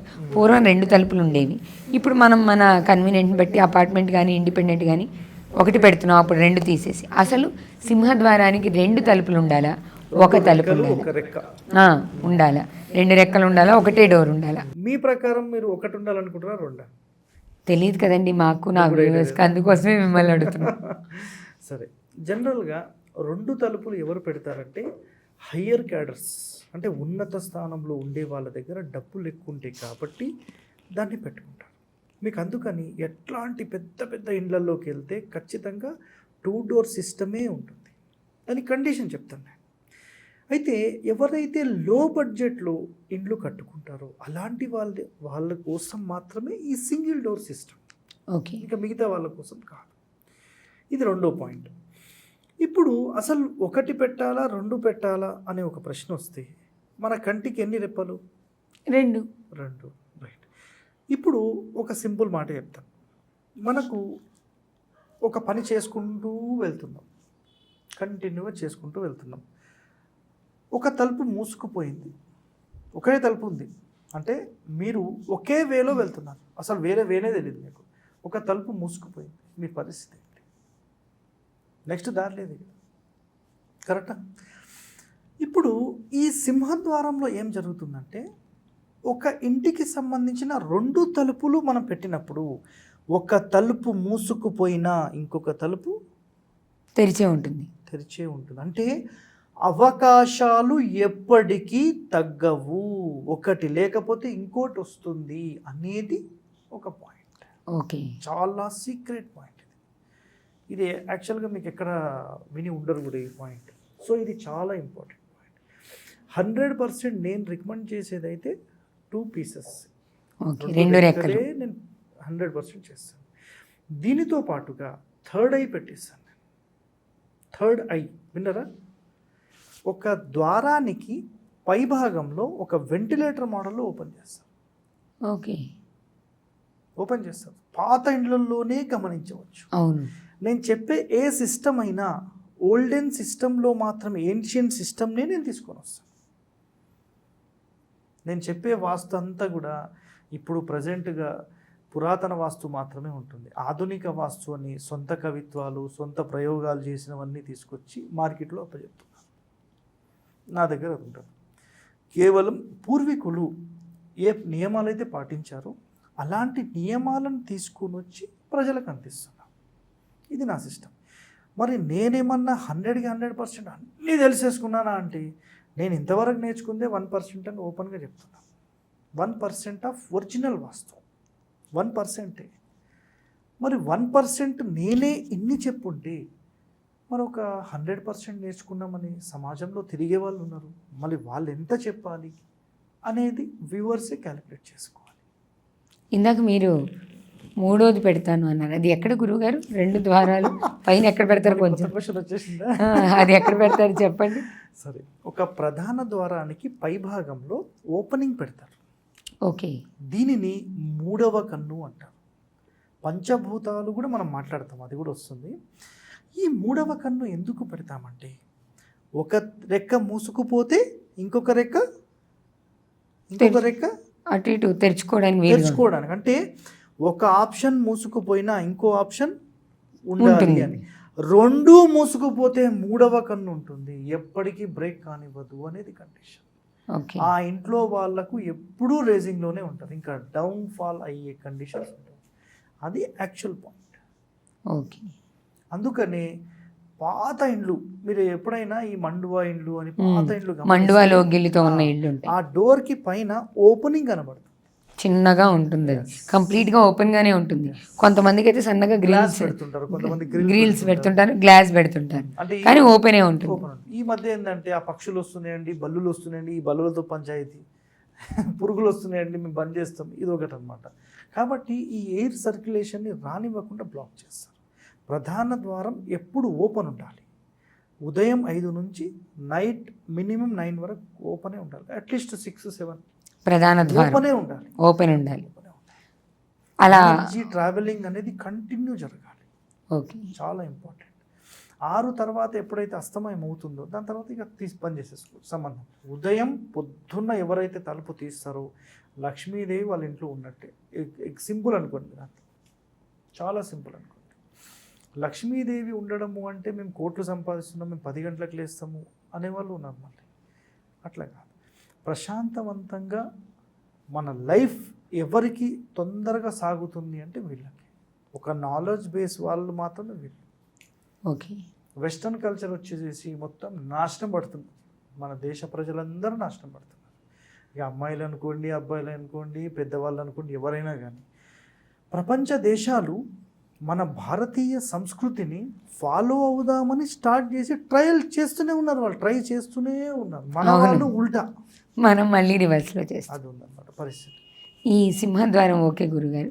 తర్వాత ఇంటి లోపలికి వెళ్ళిన తర్వాత మనం బాగా వింటున్న విషయం, ఈశాన్యం మూల బరువు పెట్టద్దు, ఖాళీగా ఉండాలి. కొంతమంది చెప్తారు లేదు, ఉత్తరం వైపు బరువు పెట్టకూడదు, ఉత్తరం అంతా ఖాళీగానే ఉండాలి, ఆ మొత్తం అసలు ఉత్తరం వైపు ఈ చివరి నుంచి ఆ చివరి దాకా ఇల్లు ఎంత ఉంటే అంత బరువు పెట్టకూడదు అని చెప్తుంటారు. అసలు ఇంట్లో లోపల సింహద్వారం నుంచి లోపలికి అడుగు పెట్టిన తర్వాత ఖాళీగా ఉండాలా, ఉండాల్సి వస్తే ఎటువైపు ఖాళీగా ఉండాలి? సరే, ఇదొక మంచి ప్రశ్న. ఇప్పుడు ఇంటి లోపల ఖాళీ గురించి మాట్లాడదామా, ఇంటి బయటి గురించి మాట్లాడదామా? ఇంటి లోపల ఖాళీ గురించి మాట్లాడదాం. ఫస్ట్ బయట చూద్దాం. ఇంకా చెప్పండి. ఫస్ట్ బయటది అయిపోయింది, బయట. సరే. ఎక్కడైతే ముఖద్వారం ఉంటుందో దాని ఆపోజిట్ ఖాళీ ఎక్కువగా ఉండాలి. ఓకే. ఏ ఫేసింగ్కి అంటే ఫేసింగ్ ఇప్పుడు మన ఇంటి ముఖద్వారం కొంతమందికి తూర్పుకు ఉంటుంది, కొంతమందికి పడమరకు ఉంటుంది, కొంతమందికి ఉత్తరానికి ఉంటుంది. సరే, ఇప్పుడు తూర్పు ఫేసింగ్ మాట్లాడతాం. మీ యొక్క ప్లాట్ పొడవు 100 feet, మీరు ఒక 40 into 40 వెనకాలకు జరిపి కట్టేశారు. ముందు 50 అడుగుల ఖాళీ ఉంది, అంటే కొంచెం సెట్ బ్యాక్స్ అవన్నీ తీసేసి 50 అడుగుల ఖాళీ తూర్పు ముఖద్వారం అన్నారు. తూర్పుకు ఉంది. మీరు ఒప్పుకుంటారా దానికి? 50 అడుగులు ఉంటే సూపర్ అంటారు కదా, జనరల్గా కామన్. అది పడమర ఫేసింగ్ ఉంది, పడమర ఫేసింగ్ ఉంది. అప్పుడు ఖాళీ స్థలం పడమర ఉండాలా, తూర్పు ఉండాలా? ప్రధాన ద్వారం పడమర ఉంది, ఇప్పుడు ఎటు ఉండాలి? సమాధానం ఎవరి దగ్గర ఉండదండి, ఎవరి దగ్గర లేదు. ఏ ఫేసింగ్ ఉంటే నేను ఇప్పుడు పడమర చూస్తున్నాను, నా ముందు ఖాళీ ఉండాలా, వెనక ఉండాలా? సింపుల్ చెప్పండి. ముందు ఉండాలి. ముందే ఉండాలి. నాకు వెనక నేనేం చేసుకోవాలి? కరెక్టా? ఇప్పుడు పడమర చూస్తున్నా అని చెప్పి పోయి గోడ దగ్గర కూర్చుంటారా? ఇట్లా ఇది గోడ అనుకోండి, ఇట్లా గోడ దగ్గర పోయి ఇట్లా కూర్చో అన్న, వెనక ఖాళీ పెట్టుకో. ఒరిజినల్ సిస్టమ్ ఆఫ్ వాస్తుశాస్త్ర రూల్ ఏంటంటే ఏ ముఖద్వారం ఉంటే అటువైపే ఖాళీ ఎక్కువ ఉండాలి. ఓకే. ఇంటి బయట ముఖద్వారానికి బయట ఖాళీ ఉండాలి. తూర్పు ఉంటే తూర్పు ఖాళీ ఉండాలి, ఉత్తరం ఉంటే ఉత్తరం ఖాళీ ఉండాలి, దక్షిణం ఉంటే దక్షిణం ఖాళీ ఉండాలి, పడమర ఉంటే పడమర ఉండాలి. ఓకే. ఇది ఎవ్వరూ ఒప్పుకోని ఒక వాస్తు ఖచ్చితమైన పాటించవలసిన నియమం అండ్ రూల్. ముఖద్వారానికి ముందు ఖాళీ ఉండాలి. సార్, మీరు ముఖద్వారం ముందు అన్నారు, మళ్ళీ ఇంకో ప్రశ్న కూడా వచ్చేసి ముఖద్వారం ముందు అన్నారు, రైట్, ఓకే. మాది దక్షిణం ఫేసింగ్, మేము తూర్పు పెట్టుకుంటాం. తూర్పు పెట్టుకోవాలంటే తూర్పు రోడ్ తీసుకోండి. ఓకే. లేదు మేము ఉత్తరం పెట్టుకుంటాం, ఉత్తరం రోడ్ తీసుకోండి. ఉత్తరం వైపుకి రోడ్డు ఉండాలి. మేము పడమర ఉంది సార్, మేము ఉత్తరం వైపు పెట్టుకుంటాం, ఉత్తరం రోడే తీసుకోండి, నేను ఒప్పుకుంటాను. అలా పెట్టడానికి ఉండదు. మీకు అర్థమైందా? అర్థమైంది. తెలివిలే అమ్మో, వ్యూవర్స్ తెలివి చాలా ఎక్కువ ఉంటుంది. నేను ఇటు అంటే ఇటు నుంచి పోతాం అప్పుడు అంటారు వాళ్ళు. అర్థమైందా? అర్థమైంది. ఎస్ అనో రైట్. ఇప్పుడు అవుటర్కి సంబంధించిన దాంట్లో మళ్ళీ 2 కండిషన్స్ వస్తాయి. ఓకే. తూర్పు ఫేసింగ్ వచ్చింది, ఉత్తరం ఎక్కువ ఉండాలి ఖాళీ, తూర్పు ఎక్కువ ఉండాలి. తప్పు, రాంగ్. మనకు కేవలం ఒక తూర్పు ఫేసింగ్ తీసుకున్నప్పుడు అన్ని వైపుల కంటే తూర్పే ఎక్కువ ఉండాలి. ఓకే. మళ్ళీ ఉత్తరం ఎక్కువ ఉండాల్సిన అవసరం లేదు, అది ఫెయిల్. అది ఇప్పుడు నేను ఇట్లా కూర్చున్నానండి, నేను ఇట్లా కూర్చున్నాను, నాకు ఇటు ఎంత ఉండాలి? 1 feet ఉండాలి. ఇటు ఎంత ఉండాలి? 1 feet. 1 feet. ఇటు ఎంత ఉండాలి? 1 feet. ఇటు ఎంత ఉండాలి? ఎక్కువ ఉండాలి, 4 feet 4-5 feet కావాలి నాకు. అయితే ఇప్పుడు నేను తూర్పు ఫేసింగ్ ఉంటే ఇది ఎక్కడ ఫేసింగ్? ఇది ఉత్తరం. ఇది మరి ఉత్తరం నాకేం అవసరం, దక్షిణం నాకేం అవసరం, నాకు ఇంతే చాలు, నాకు ఫ్రీ ఉంది ఇక్కడ. నాకు ఇది ఇవ్వండి, కాళ్ళు పెట్టడానికి షాపుకోవడానికి ఫ్రీ ఉంది, చాలు, ఇంతే కదా. పోనీ కాళ్ళు ఏమైనా ఇటు తీసుకువెళ్తానా? నేను వెళ్ళాం కదా. అదే. సో ఏ రోడ్ ఫేసింగ్ ఉంటే అటు మాత్రమే పెట్టాలి. ఓకే. దీనికి ఆధారం కావాలి, ప్రూఫ్స్ కావాలి. పురాతన వాస్తు పుస్తకాలు చదువుకోండి. సార్ మీరు చెప్పిన పురాతన వాస్తు పుస్తకాల పేర్లు కూడా చెప్పండి, మేము కూడా చూస్తాం.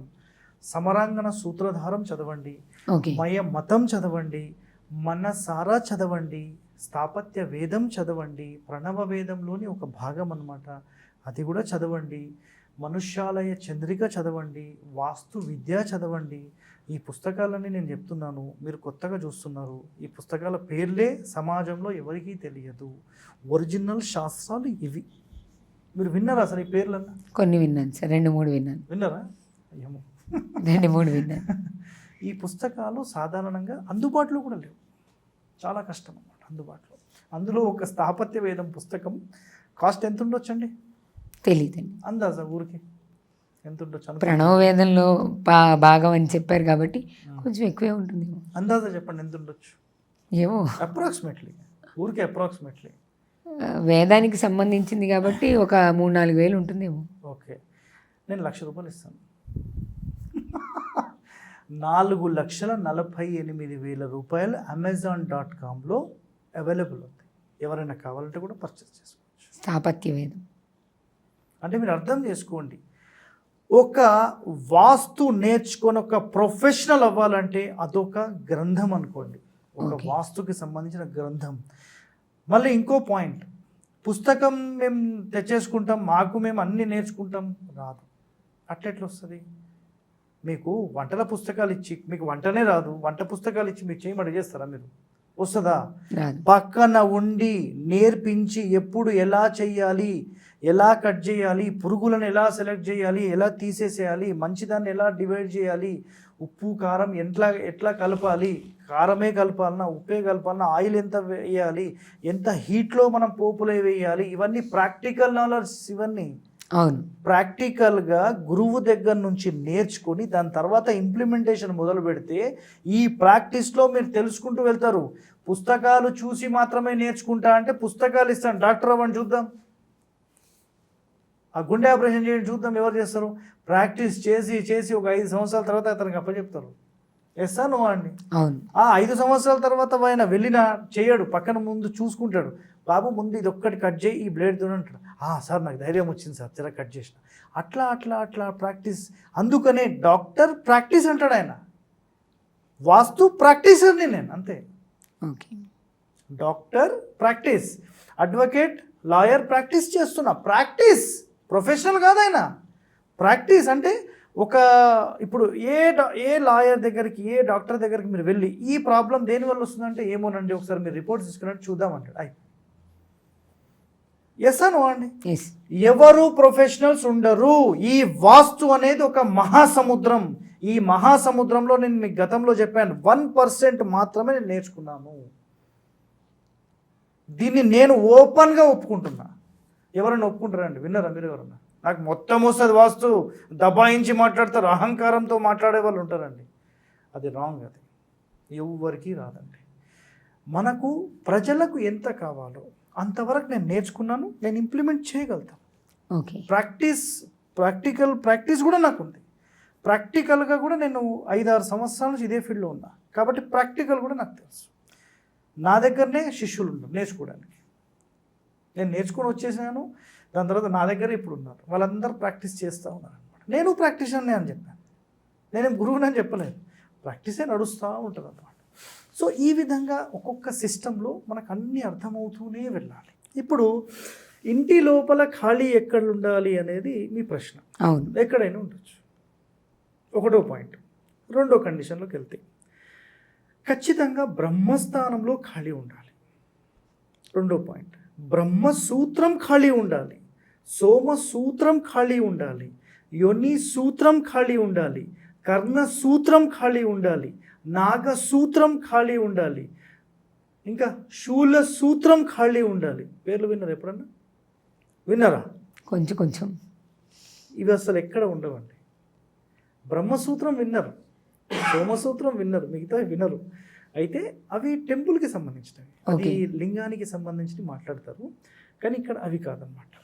ఒక ఇల్లు కట్టాలంటే ఒక ఫ్రంట్ ఫేసింగ్ తీసుకుంటే కనుక, ఒక దక్షిణం తీసుకున్నాం, ఇంటి ముఖద్వారం దక్షిణంలో పెట్టామనుకోండి, ఆ దక్షిణం సెంటర్ నుంచి ఏదైతే పాస్ లైన్ ఉంటుందో, సెంటర్ లైన్ ఉంటుందో, ఈ లైన్ డోర్ లైన్ ఏదైతే లైన్ ఉంటుందో ఈ లైన్ని బ్రహ్మసూత్రం అంటాం.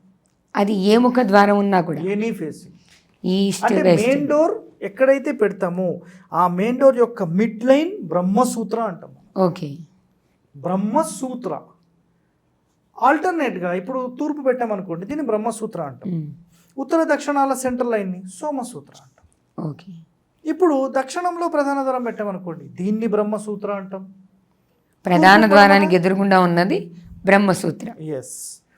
మీకు పూర్వం కట్టబడిన ఏ ఇల్లైనా మీరు చూడండి, చాలా సింపుల్గా, అంటే ఖాళీ స్థలం మాట్లాడారు కదా, ఇవన్నీ చాలా ఇంపార్టెంట్. ఇప్పుడు పూర్వం కట్టిన ఏ బిల్డింగ్ చూడండి, ఎంత పొడవున్న ఇల్లు అన్నా చూడండి. మొన్న ఒక వీడియో వచ్చింది, 100 ఫీట్ల పొడవు, లేకపోతే 100 రూమ్లో ఏమో చెప్పారు, అంత ఉందంట. అది ఈ మెయిన్ డోర్ దగ్గర నిలబడితే ఎండులో డోర్ కనబడుతుంది, మధ్యలో మొత్తం క్లియర్ ఓపెనింగ్ ఉంటుంది. చూసారా? చూడలేదు. మామూలు యూట్యూబ్స్లో చూసుంటారు కదా ఎక్కడన్నా, ఓ షార్ట్స్లో, వీడియోస్లో. సో పోనీ మండువా లోగిలి అంటాం, ఆ లోగిలిలో కూడా మెయిన్ డోర్ నుంచి ఎండ్ వరకు క్లియర్ డోర్ కనిపిస్తుంది. చూసారు? మండువా లోగిలి ఇళ్ళకి అలానే ఉంటుంది. ఎస్, అది ఒరిజినల్ సిస్టమ్ ఆఫ్ వాస్తు. మరి ఈ కాలంలో ఎంతమంది పాటిస్తున్నారు? పాటించే అవకాశం కూడా తక్కువ ఉంది కదా గురువు గారు. అపార్ట్మెంట్ కల్చర్లో ఇది వీలవుతుందంటారా? లేదు. నేను ఒక మాట చెప్తానండి, భక్తి కలిగిన కూడు పట్టెడైనా చాలు, కడివెడైనా నేమి కర్మపాలు అని విన్నారా? రైట్. మంచి ఫుడ్ కొంచెమైనా చాలు, పనికి మాలిన ఫుడ్, ఫాస్ట్ ఫుడ్ ఎంత తిన్నా ప్రయోజనం లేదు. ఇది ఒప్పుకుంటారు కదా అందరూ. కానీ మనము స్థలం కొన్న తర్వాత ఒప్పుకోని విషయం ఏంటంటే, నాకు ఇంత పెద్ద బెడ్రూమే కావాలి, చిన్నదైతే నాకు కుదరదు అని డిమాండ్గా మాట్లాడి ఇంటి వాస్తు నాశనం చేసే వాళ్ళు కేవలం ఆ యొక్క ఓనర్ పిల్లలు ఉంటారు, వాళ్ళ భార్య, ఇంకెవరు ఉంటారు, వాళ్ళే నాశనం చేసుకుంటారు. మరి ఖచ్చితంగా వాస్తు పాటిస్తే మేము ఒక రేంజ్కి వెళ్తామా, కోటీశ్వరులం అవుతామా, లంకె బిందెలు పడతాయా? ఏం పడవు. మీరు ప్రశాంతంగా ఉండడానికి మీ యొక్క జన్మ నక్షత్రాలు, ఒకవేళ లేకపోతే నామ నక్షత్రాలు, మీ ఫ్రీక్వెన్సీస్కి మ్యాచ్ అయ్యే ఒక కొలత తీసుకొని సెట్ చేసి ఇవ్వడమే వాస్తు. ఇది మొట్టమొదటిది. ఓకే, అది మనం డీటెయిలింగ్గా మాట్లాడుకుందాం, అది నో ఇష్యూ. సరే, ఇప్పుడు లోపల ఖాళీ గురించి మాట్లాడుతున్నాం. రైట్. ఇప్పుడు ప్రధాన ద్వారం అసలు మధ్యలో ఉండాలా, మళ్ళీ మూలకు ఉండాలా అనే ఒక ప్రశ్న వస్తుంది, అది కూడా సపరేట్గా మాట్లాడతాం. ఒక ఇంటికి సంబంధించి ఏ ఫేసింగ్ తీసుకున్నా ఖచ్చితంగా మధ్య ద్వారం ఉండాలనేది శాస్త్రం. ఓకే, ఇంటికి ముఖద్వారం మధ్యలో ఉండాలి. కానీ అందరూ ఆమోదించింది ఏంటంటే 4వ స్థానంలో పెట్టుకోండి, ఎలాంటి నష్టం లేదు అని చెప్పేసారు. అంటే సెంటర్ కాకుండా కుడివైపుకు జరపండి అన్నారు. కుడివైపు స్థాపత్య వేదంలో కూడా ఈ పాయింట్ ఎట్లా చెప్పారంటే, మీరు ఒకవేళ సెంటర్లోనే డోర్ పెట్టాలని అనుకుంటే ఒక అంగుళం కుడివైపుకు జరిపి పెట్టుకోండి అన్నారు. ఎటువైపు ఉంటే అటువైపు, కుడివైపే, ఏ ఫేసింగ్ అయినా కుడివైపే జరపాలి. ఇంటి ముఖద్వారాన్ని కుడివైపు, బయట నుంచి చూస్తే, బయటి నుంచి చూస్తే మళ్ళీ వీళ్ళు ఏం చేస్తారు, లోపల నుంచో బయట నుంచో మళ్ళీ ప్రశ్న వేస్తారు. సరే, బయటి నుంచి కుడివైపుకి జరపాలి. ఒకటో పాయింట్ క్లియర్. ఇప్పుడు ఒక టెంపుల్కి ప్రధాన ద్వారం ఎక్కడ పెడతారు? సెంటర్లోనే మూలక, మధ్యలోనే. ఒక బిజినెస్ సెంటర్కి, గవర్నమెంట్ ఆఫీసర్స్కి ఎక్కడ పెడతారు? మధ్యలోనే పెడతారు. పూర్వం కట్టిన ఏ ఇల్లు అయినా సరే ఎక్కడ పెడతారు డోర్? మ్యాక్సిమం మధ్యలోనే ఉండేవి. ఈ మధ్యలో ఉన్నప్పుడు మన భారతదేశాన్ని సోనేకి చిడియా అన్నారు. విన్నారా ఈ మాట? సోనేకి చిడియా అంటే ఈ బంగారంతో కూడిన దేశం అన్నమాట. అసలు దేశమే బంగారం లాంటిది అనే ఒక మాట చెప్పారు. బంగారుమయం. ఒక్కరి అప్పట్లో బీదవాళ్ళు ఉన్నారా? ఎవరు లేరండి. అడుక్కునే వాళ్ళు ఇవన్నీ ఎవరు లేరు. ప్రతి ఒక్కరి దగ్గర లక్షలు కోట్లే మస్తు సంపాదించిన వాళ్ళే ఉన్నారు. ఎందుకు ఈ దౌర్భాగ్య పరిస్థితి వచ్చింది? బ్రిటిష్ వాడు వచ్చిన తర్వాతనే మొత్తం నాశనం అయిపోయింది. మన దేశ సంపద మొత్తం కొల్లగొట్టుకొని వెళ్ళిపోయారు.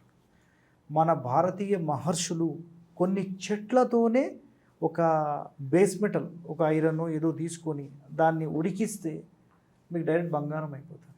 అలాంటి టెక్నాలజీ మన భారతదేశంది. ఈ పనికిమాల టెక్నాలజీస్ ఎవరి కోసం? నా పాయింట్ అర్థమైందా? పుష్పక విమానం అన్నారు, వితౌట్ పెట్రోల్, వితౌట్ గ్యాస్, కేవలం పాదరసంతోనే నడిచేది అది. మరి మీకు చేత కాదా? మీ టెక్నాలజీ వాళ్ళకు చేత కాదా? నా ప్రశ్న అండి, చేత కాదా? పెట్రోలే కొట్టించుకోవాలనా? పొల్యూషనే వచ్చి సావాలనా? ఈ పొల్యూషన్ పీల్చి రోగాలు రావాలనా? డ్రగ్ మాఫియాతో కుమ్మక్కయ్యారు వీళ్ళందరూ. నేనంటాను, మీరేమంటారు? ఒక ఎగ్జాంపుల్ మాట్లాడదాం. టెక్నాలజీ ఎట్లుండాలి తెలుసా అండి? రీయూజబుల్. అసలు మీకు ఆ పాదరసంతో నడిచే ఇవన్నీ కూడా బ్రేక్ ఉంటుందా? బ్రేక్ ఉందా అసలు? దానికి నడుస్తూనే ఉంటుంది, ఎంత దూరమైనా పోండి. పాదరసంతో నడిచేవండి అవన్నీ కూడా పూర్వ గ్రంథాలలో ఉంటాయి మనకు. సో అది ఒరిజినల్ టెక్నాలజీ అంటాను నేను. ఇప్పుడు ఒక ఏరోప్లేన్ ఉంది, ఒక్కసారి డీజిల్ కొట్టిస్తే 10 సంవత్సరాలు వచ్చేస్తుంది అంటే హ్యాపీ కదా? నిజమా కదా? ట్రావెలింగ్ ఛార్జెస్ మొత్తం లో పడిపోతాయి. అసలు పొల్యూషనే ఉండదు, పెట్రోల్ పంప్సే ఉండవు. ఒక్కసారి డీజిల్ కొట్టేసినట్టు నడుస్తూనే ఉంటుంది అది. మన భారతదేశాన్ని ముందుకు పోనివ్వకుండా ఆపే శక్తులు ఎవరు అనేది కూడా మనం తెలుసుకోవాలి. చాలా వరకు భారతదేశాన్ని ముందుకు పోనివ్వరు. ఇదొకటి గుర్తుపెట్టేసుకోండి. ప్రపంచ దేశాలు భారతదేశాన్ని మొత్తం నాశనం పట్టించే దిశగానే వెళ్తాయి. సో అందులో ఇప్పుడు మన యొక్క ప్రధానమంత్రి ఎవరైతే ఉన్నారో వాళ్ళు కొంత డెవలప్మెంట్ వీళ్ళందరినీ రానివ్వకుండా బ్లాక్ చేస్తూ వస్తున్నారు. కాబట్టి కొంత డెవలప్మెంట్ మెల్లిగా అవుతుంది. ఏ రోజైతే ఈ ఇండియా అనే పేరు తీసేసి భారత్ అని పెడతారో ఆ రోజు నుంచి ప్రపంచ దేశాలు ఖచ్చితంగా భారతదేశం వైపే చూస్తాయి. కరోనా మెడిసిన్ ప్రపంచవ్యాప్తంగా ఎవరు ఫాలో అయ్యారండి? ఎవరు ఫాలో అయ్యారు చెప్పండి? ఎవరు సప్లై చేశారు? ప్రపంచ దేశాలకు ఎవరు సప్లై చేశారు? భారతదేశమే కదా. అది ఒప్పుకుంటారు అందరూ.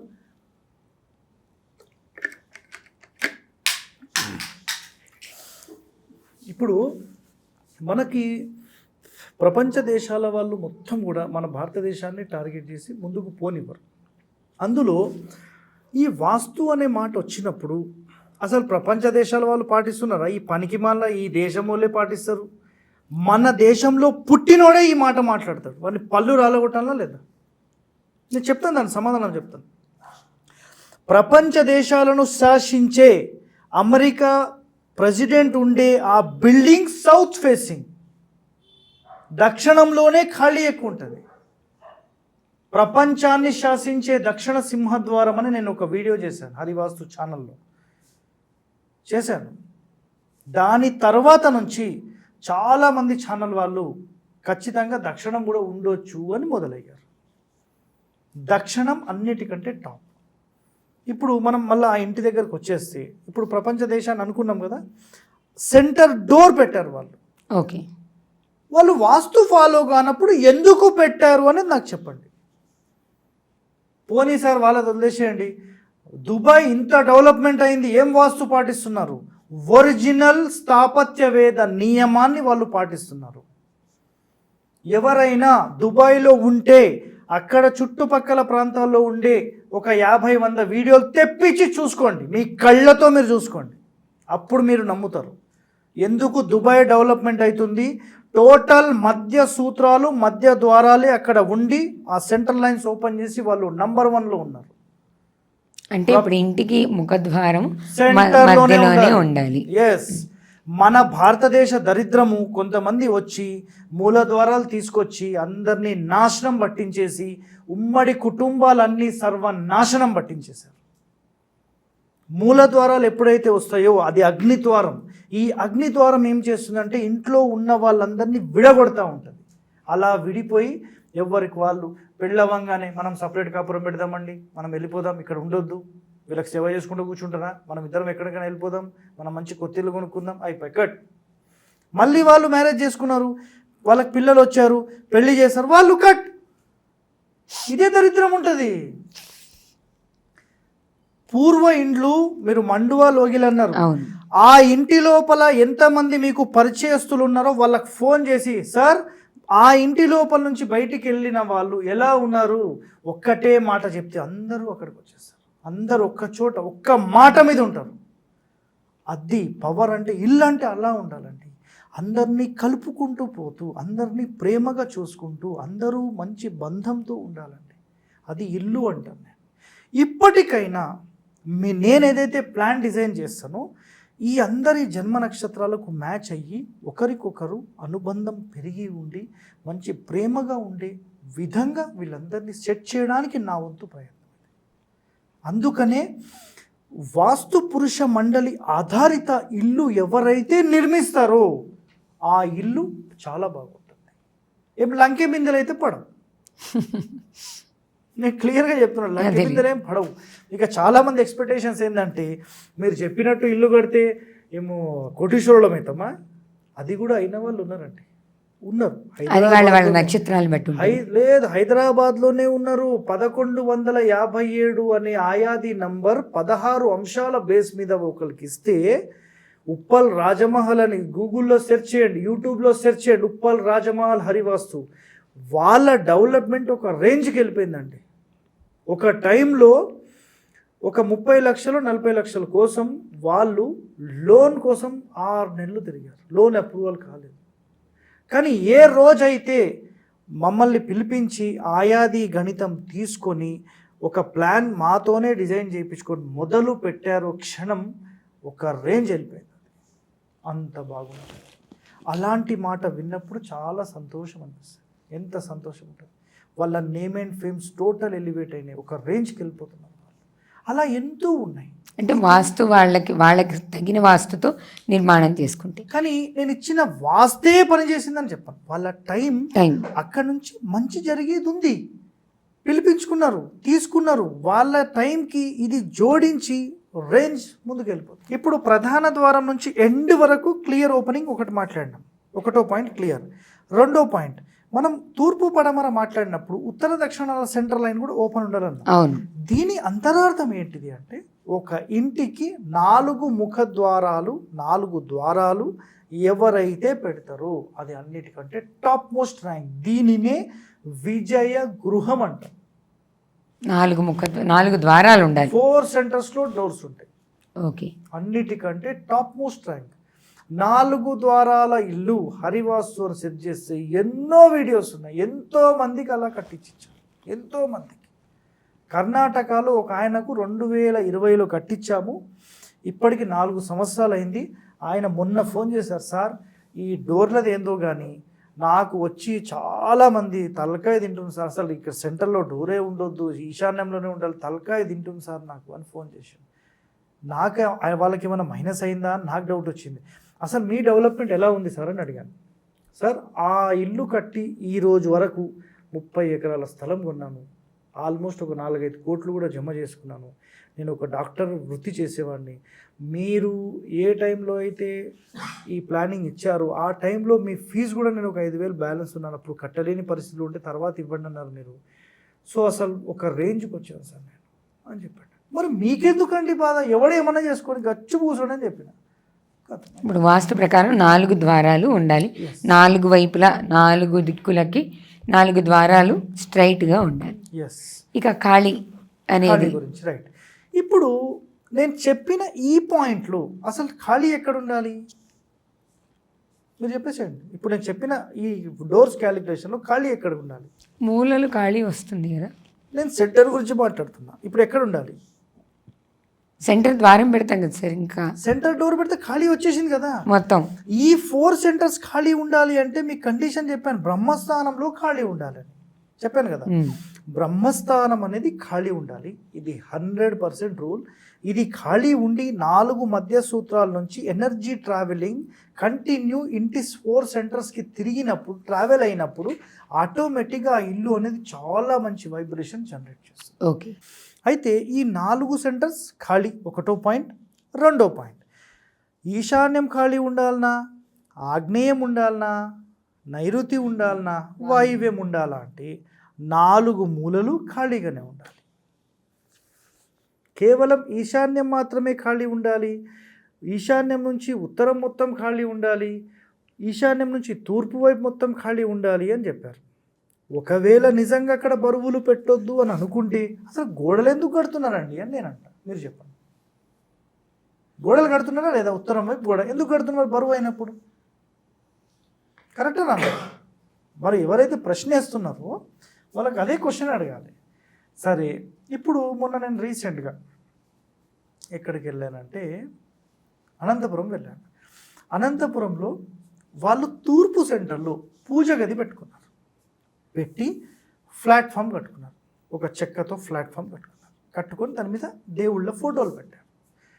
పెట్టిన తర్వాత అక్కడ ప్రశ్న ఏమొచ్చిందంటే, నువ్వు అది పెట్టుకున్నప్పటి నుంచి అసలు నీకు మైనసే అవుతుంది వచ్చినోడల్లా అదే.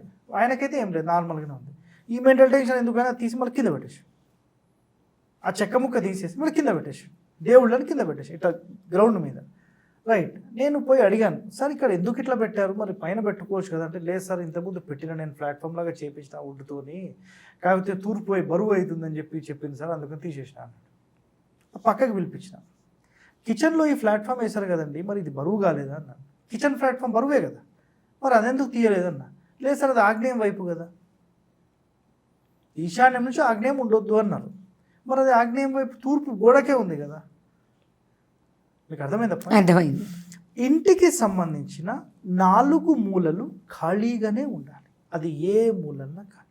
నైరుతి వైపు బరువులు పెట్టాలి, దక్షిణం వైపు బరువులు పెట్టాలి, ఉత్తరం వైపు. అయితే గురుగారు చిన్న అనుమానం ఇప్పుడు ఆయనకు వచ్చింది, మరి 4 వైపులా ఖాళీ ఉంటే మరి గ్యాస్ ఎక్కడ పెట్టాలి కిచెన్లో? చెప్తాను.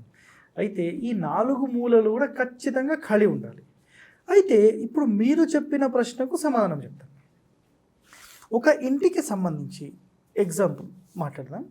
చాలామంది ఏం చేస్తారంటే ఇంటి మూలలు అంటే నైరుతి మూలకు బీరువా పెట్టాలంట. అవును, అసలుకైతే నైరుతిలో బీరువా పెట్టొద్దు, గుర్తుపెట్టుకున్నది.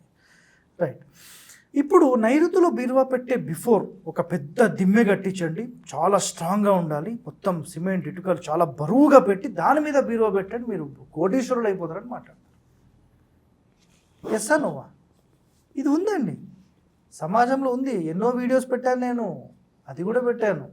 అలాంటి దిమ్మెలు ఎక్కడ చూసాను తెలుసా? మినిస్టర్ ఇంట్లో, ఎమ్మెల్యే ఇంట్లో, చైర్మన్ వాళ్ళ ఇంట్లో చాలా చూశాను. ఆల్రెడీ వీడియో తీసాను. కొన్నేమో వద్దు సార్ మా పేర్లు బయటకు వస్తే వద్దులేండి అన్న, అందుకని 3-4 ఉన్నాయన్నమాట. చాలామంది ఇంట్లో తీసుకున్నాను కానీ వద్దంటారు అనమాట, మా పేర్లు బయటకు వస్తాయి సార్, మా ఇంట్లో ఎవరైనా చూసుంటారు కదా, అరే ఇది వాళ్ళ ఇంట్లోదే అని వస్తుంది. అందుకని చాలా వీడియోస్ తీస్తాను నేను, కానీ అన్నీ కూడా పోస్ట్ చేయలేను. ఎందుకంటే వాళ్ళ ప్రైవసీ ప్రాబ్లమో లేకపోతే నేమ్ అండ్ ఫేమ్ డ్యామేజ్ అవుతుందో ఏదో ఒక కారణంతో వద్దంటారు. అలాంటి దిమ్మెలు కట్టినప్పుడు ఇంటి యొక్క లోపలి కొలతలు కట్ అవుతాయి, నైరుతి తెగిన దోషం వస్తుంది. అది అర్థం కావట్లేదు ఎవరికి. ఓకే, కాబట్టి ఏ మూల కూడా కట్టకూడదు, బరువు పెట్టకూడదు. మూల బరువు పెట్టవచ్చు. బరువులు అంటే బీరువా పెట్టడానికి ఓకే, ఒరిజినల్ ప్లేస్మెంట్ అయితే కాదు, కానీ పెట్టడానికి పెట్టవచ్చు, దాంతో సంబంధం లేదు.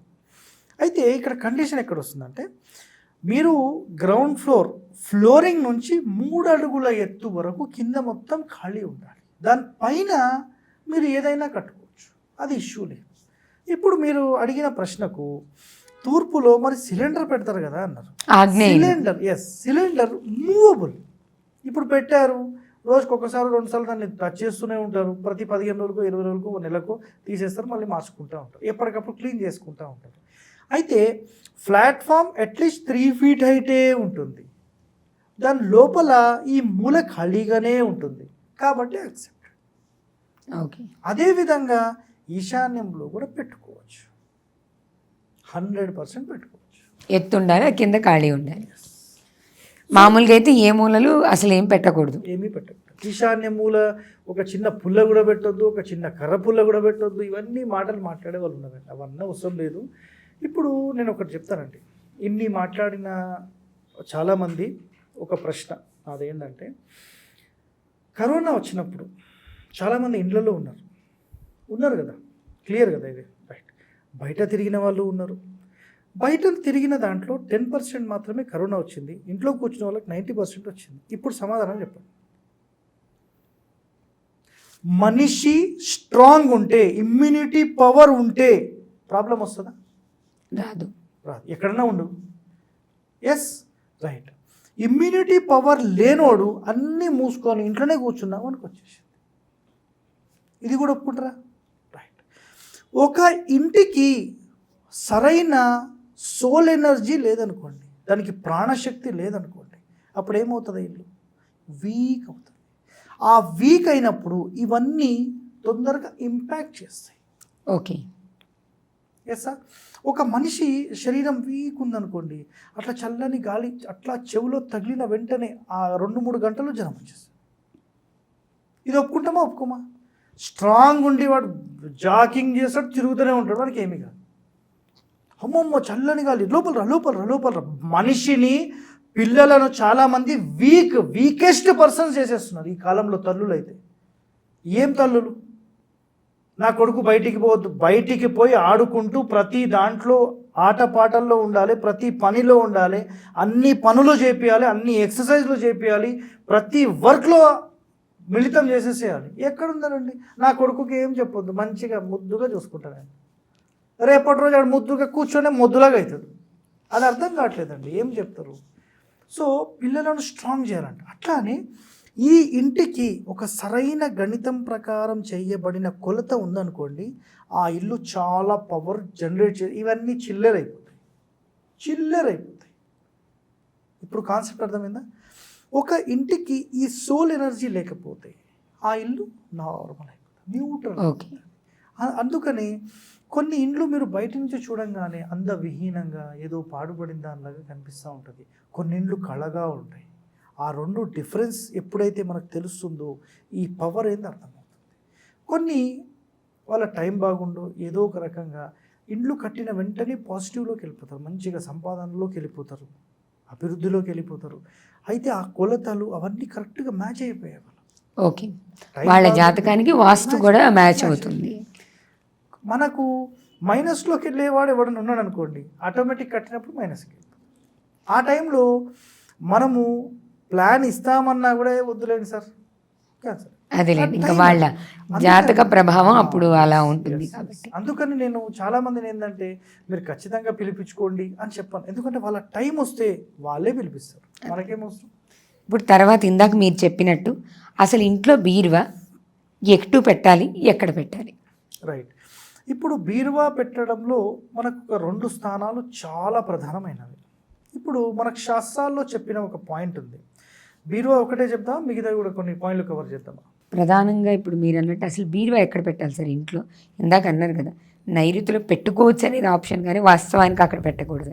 మరి మామూలుగా వాస్తు సిద్ధాంతాన్ని పాటిస్తే బీరువా ఎక్కడ పెట్టాలి ఇంట్లో? ఇప్పుడు 2019 కంటే ముందు, అంటే హరివాస్తు ఛానల్ మొదలు కాక ముందు మీరు ఏ వీడియో చూసినా, 2021 వరకు కూడా ఏ వీడియో చూసినా ఖచ్చితంగా నైరుతి అనే ప్రతి ఒక్కరూ మాట్లాడారు. నైరుతి కాదు అంటే కనుక దక్షిణం పడమర మాట్లాడారు, ఇంకా వేరే ఆప్షన్స్ చెప్పలేదు. కానీ ఒరిజినల్ శాస్త్రాల్లో చెప్పిన విషయం అయితే ధనం నిలవలసిన ప్లేస్, ధనం నిలపవలసిన ప్లేస్, ధనం దాచిపెట్టవలసిన ప్లేస్ కేవలం కుబేర స్థానం ఉత్తరంలో మాత్రం, ఇంకెక్కడ పెట్టడానికి లేదు. ఇది క్లియర్ కట్. మీరు తిరుమల బాలాజీ టెంపుల్ చూశారు కదా, రైట్, అక్కడ గల్లాకు సంబంధించింది ఎక్కడ ఉంటుంది? ఉత్తరంలో ఉంటుందా, దక్షిణంలోనా, పడమరనా, తూర్పా? అబ్జర్వ్ చేయలేదు. ఉత్తరంలో సెంటర్లో ఉంటుంది. కుబేర స్థానంలో ఎప్పుడైతే మనం ఏదైతే పెడతామో అది ఇంకా బయటికి వెళ్ళకుండా అక్కడ స్టోర్ అయిపోతుంది. ధనం అనుకోండి, బంగారం అనుకోండి, వజ్రాలు అనుకోండి, వైఢూర్యాలు అనుకోండి, ఏవైనా సరే అవన్నీ కూడా ఉత్తర మధ్యస్థానంలో ఎప్పుడైతే పెడతామో అది ఖచ్చితంగా ఆ ఇంట్లో నిలిచిపోతుంది. డెవలప్మెంట్ ఖచ్చితంగా అవుతుంది. ఉత్తరం మధ్యస్థానం, ఉత్తర మధ్యస్థానంలోనే పెట్టాలి. ఇప్పుడు ఉత్తర మధ్యస్థానంలో పెట్టలేని పరిస్థితి, అప్పుడు ఉత్తరానికి సెంటర్ నుంచి వాయువ్యం యొక్క నెక్స్ట్ భాగం 9 భాగాలుగా డివైడ్ చేసినప్పుడు ఉత్తర మధ్యస్థానం దొరకలేదు, దాన్ని లెఫ్ట్ సైడ్ 4వ స్థానం తీసుకోవచ్చు. అంటే వాయువ్యం నుంచి 1, 2, 3, 4వ స్థానం. 4 కూడా మాకు కుదరలేదు సార్, 3 ఓకే. ఈ 3 కూడా మాకు కుదరట్లేదు, పోనీ అటుపక్క 7, 6వ స్థానం తీసుకోవచ్చు, అంతే. లాస్ట్ 3, 4, 5, 6 స్థానాలు అన్నిటికంటే టాప్ ఉత్తరంలో. ఎస్. అయితే మరి ఇప్పుడు వాస్తు ఎవరైతే చెప్తున్నారో వీళ్ళు ఏం మాట్లాడతారంటే కేవలం నైరుతిలో మాత్రమే. బీరువా బరువైనది కదా, బరువైనదే కదా, సో బరువైనది ఎక్కడ పెట్టాలి? నైరుతిలోనే పెట్టాలి, అంతే. అదే వాస్తు అంటారు. సరే మరి సిలిండర్ బరువైనది కదా, అది ఎక్కడ పెట్టాలి? ప్రశ్న వేయాలి వీళ్ళకు. ఇప్పుడు సిలిండర్ అనేది బరువే, ఎక్కడ పెట్టాలి మరి? మీరు అంతా చెప్పండి, రైటా రాంగా? నైరుతిలోనే పెట్టాలి కదా. మరి నైరుతి నుంచి కిచెన్కి ఎట్లా వస్తుంది? పైప్ లైన్ తీసుకుందాం, పెద్దది. అయితే సిస్టమ్ ఆఫ్ వాస్తు అనేది సరైన విధంగా అర్థం చేసుకోకుండా ఈ 30-35 సంవత్సరాల నుంచి వచ్చిన రామరయ్య వాస్తు, గౌరు తిరుపతి రెడ్డి గారు ప్రతిపాదించిన వాస్తు, ఈ రెండు కూడా కేవలం బరువులు, ఎత్తుపల్లాలు, ఈశాన్య ద్వారాలు, వీటి మీదనే ఉంది. అయితే గౌరు తిరుపతి రెడ్డి గారు కూడా చాలా పరిశోధన చేశారు. మధ్య ద్వారాల వాళ్ళు ఎందుకు ఫెయిల్ అయ్యారు, అసలు ఒరిజినల్ శాస్త్రంలో మరి దీనికి సంబంధించిన క్యాలిక్యులేషన్స్ కానీ ఏమైనా డిఫరెన్స్ వచ్చాయా అనే కోణంలోకి ఆయన వెళ్ళలేదు. సింపుల్ అండి. ఇప్పుడు ఒక ఎగ్జాంపుల్ మాట్లాడాలంటే మనము ఒకళ్ళు తప్పు చేసిన తర్వాత అది ఎందుకు జరిగింది ఏంటి అనేది మీరు కూడా చూస్తారా లేదా?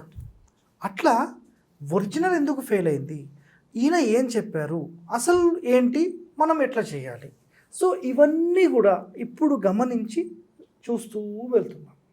యాక్చువల్ కాన్సెప్ట్ ఇది. ఓకే. అయితే ఒరిజినల్ శాస్త్రాల్లో ప్రతి ఇంటికి ఇంత కొలత ఉండాలి, ఎవరైతే నివసిస్తున్నారో వాళ్ళకు పర్టికులర్గా ఈ కొలతలు ఉంటేనే వాళ్ళకి బాగుంటుంది అనేది ఉంది. కానీ ఇప్పుడు ఎవరు పాటిస్తున్నారు? సార్ మాకు 100 గజాలు ఉంది, అవన్నీ మాకు తెలియదు, మాకు డబల్ బెడ్రూమ్ కావాలి, కాదు ఒకటే మాట, ఇంకేం మాట్లాడతాం? ఇది పరిస్థితి. అయితే నా ఛానల్ వచ్చిన తర్వాత ఈ సిస్టమ్ ఆఫ్ వాస్తు, ఈ అసలు ఒరిజినల్ క్యాలిక్యులేషన్స్ ఎలా తీసుకోవాలి, ప్రపోర్షన్స్ ఎలా తీసుకోవాలి, ఈ నిష్పత్తులు ఎలా తీసుకోవాలి, అసలు ఎంత కొలతకు ఎంత ఉంటే ఎలాంటి ప్రభావం ఉంటుంది, ఇవన్నీ కూడా ఎప్పుడైతే హరివాస్తు నుంచి ప్రతిపాదించడం జరిగిందో అక్కడి నుంచి ప్రేక్షకులందరూ గమనించి అసలు సరైనది ఏంటి, మంచి ఏంటి, చెడేంటి వాళ్ళకు వాళ్ళు తెలుసుకొని ఒక ప్రాపర్ వేలోకి వెళ్ళడానికి ప్రయత్నాలు జరుగుతుంది. ఓకే. ఇంకా రాలేదు, మొత్తం రాలేదు, చాలా టైం పడుతుంది. ఎందుకంటే ఒక నెగిటివ్లోకి వెళ్ళిన వ్యక్తిని మళ్ళీ పాజిటివ్ తీసుకురావాలంటే కష్టం అండి.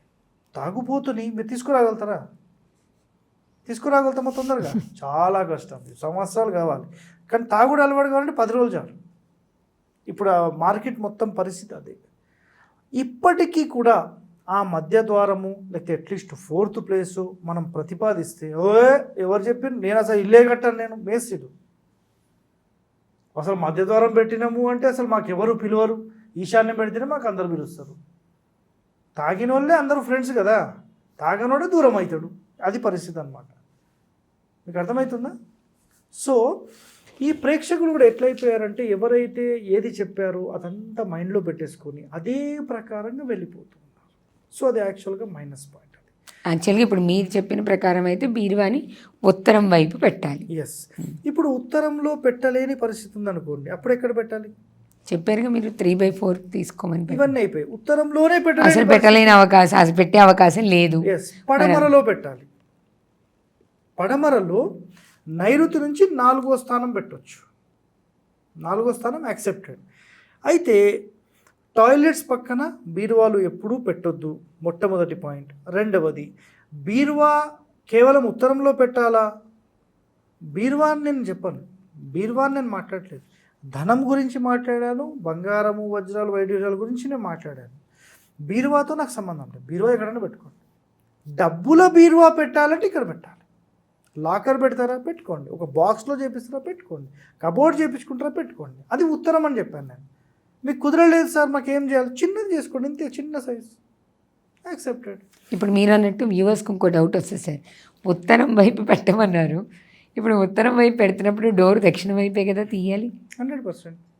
ఇప్పుడు కుదరలేదు, మీరు పడమర వైపు పెట్టమన్నారు. ఇప్పుడు డోర్ ఎటు తీయాలి? తూర్పు. ఓకే, తూర్పు వైపుకి తీసేలాగా పెట్టుకోవాలి. ఉత్తరం పెట్టొచ్చు, తూర్పు పెట్టొచ్చు, ఈ రెండే ఆప్షన్స్. ఓకే, ఉత్తరం పెడితే దక్షిణానికి డోర్ తీస్తాం. ఎస్. పడమర పెడితే తూర్పు వైపు, తూర్పుకి డోర్ తీస్తాం. అలా ఉత్తరం వైపు పెడితే దక్షిణం ఓపెన్ అవుతుంది, పడమర వైపు పెడితే తూర్పు ఓపెన్ అవుతుంది. ఈ రెండు మాకు కుదరలేవు. ఇంకా ఏ ప్లేస్లో పెట్టినా ఒకటి, మీ ఇష్టం. చాలా సింపుల్ ఆన్సర్. పూర్తి నైరుతిలో మేము పెట్టొచ్చా? 2 కండిషన్స్.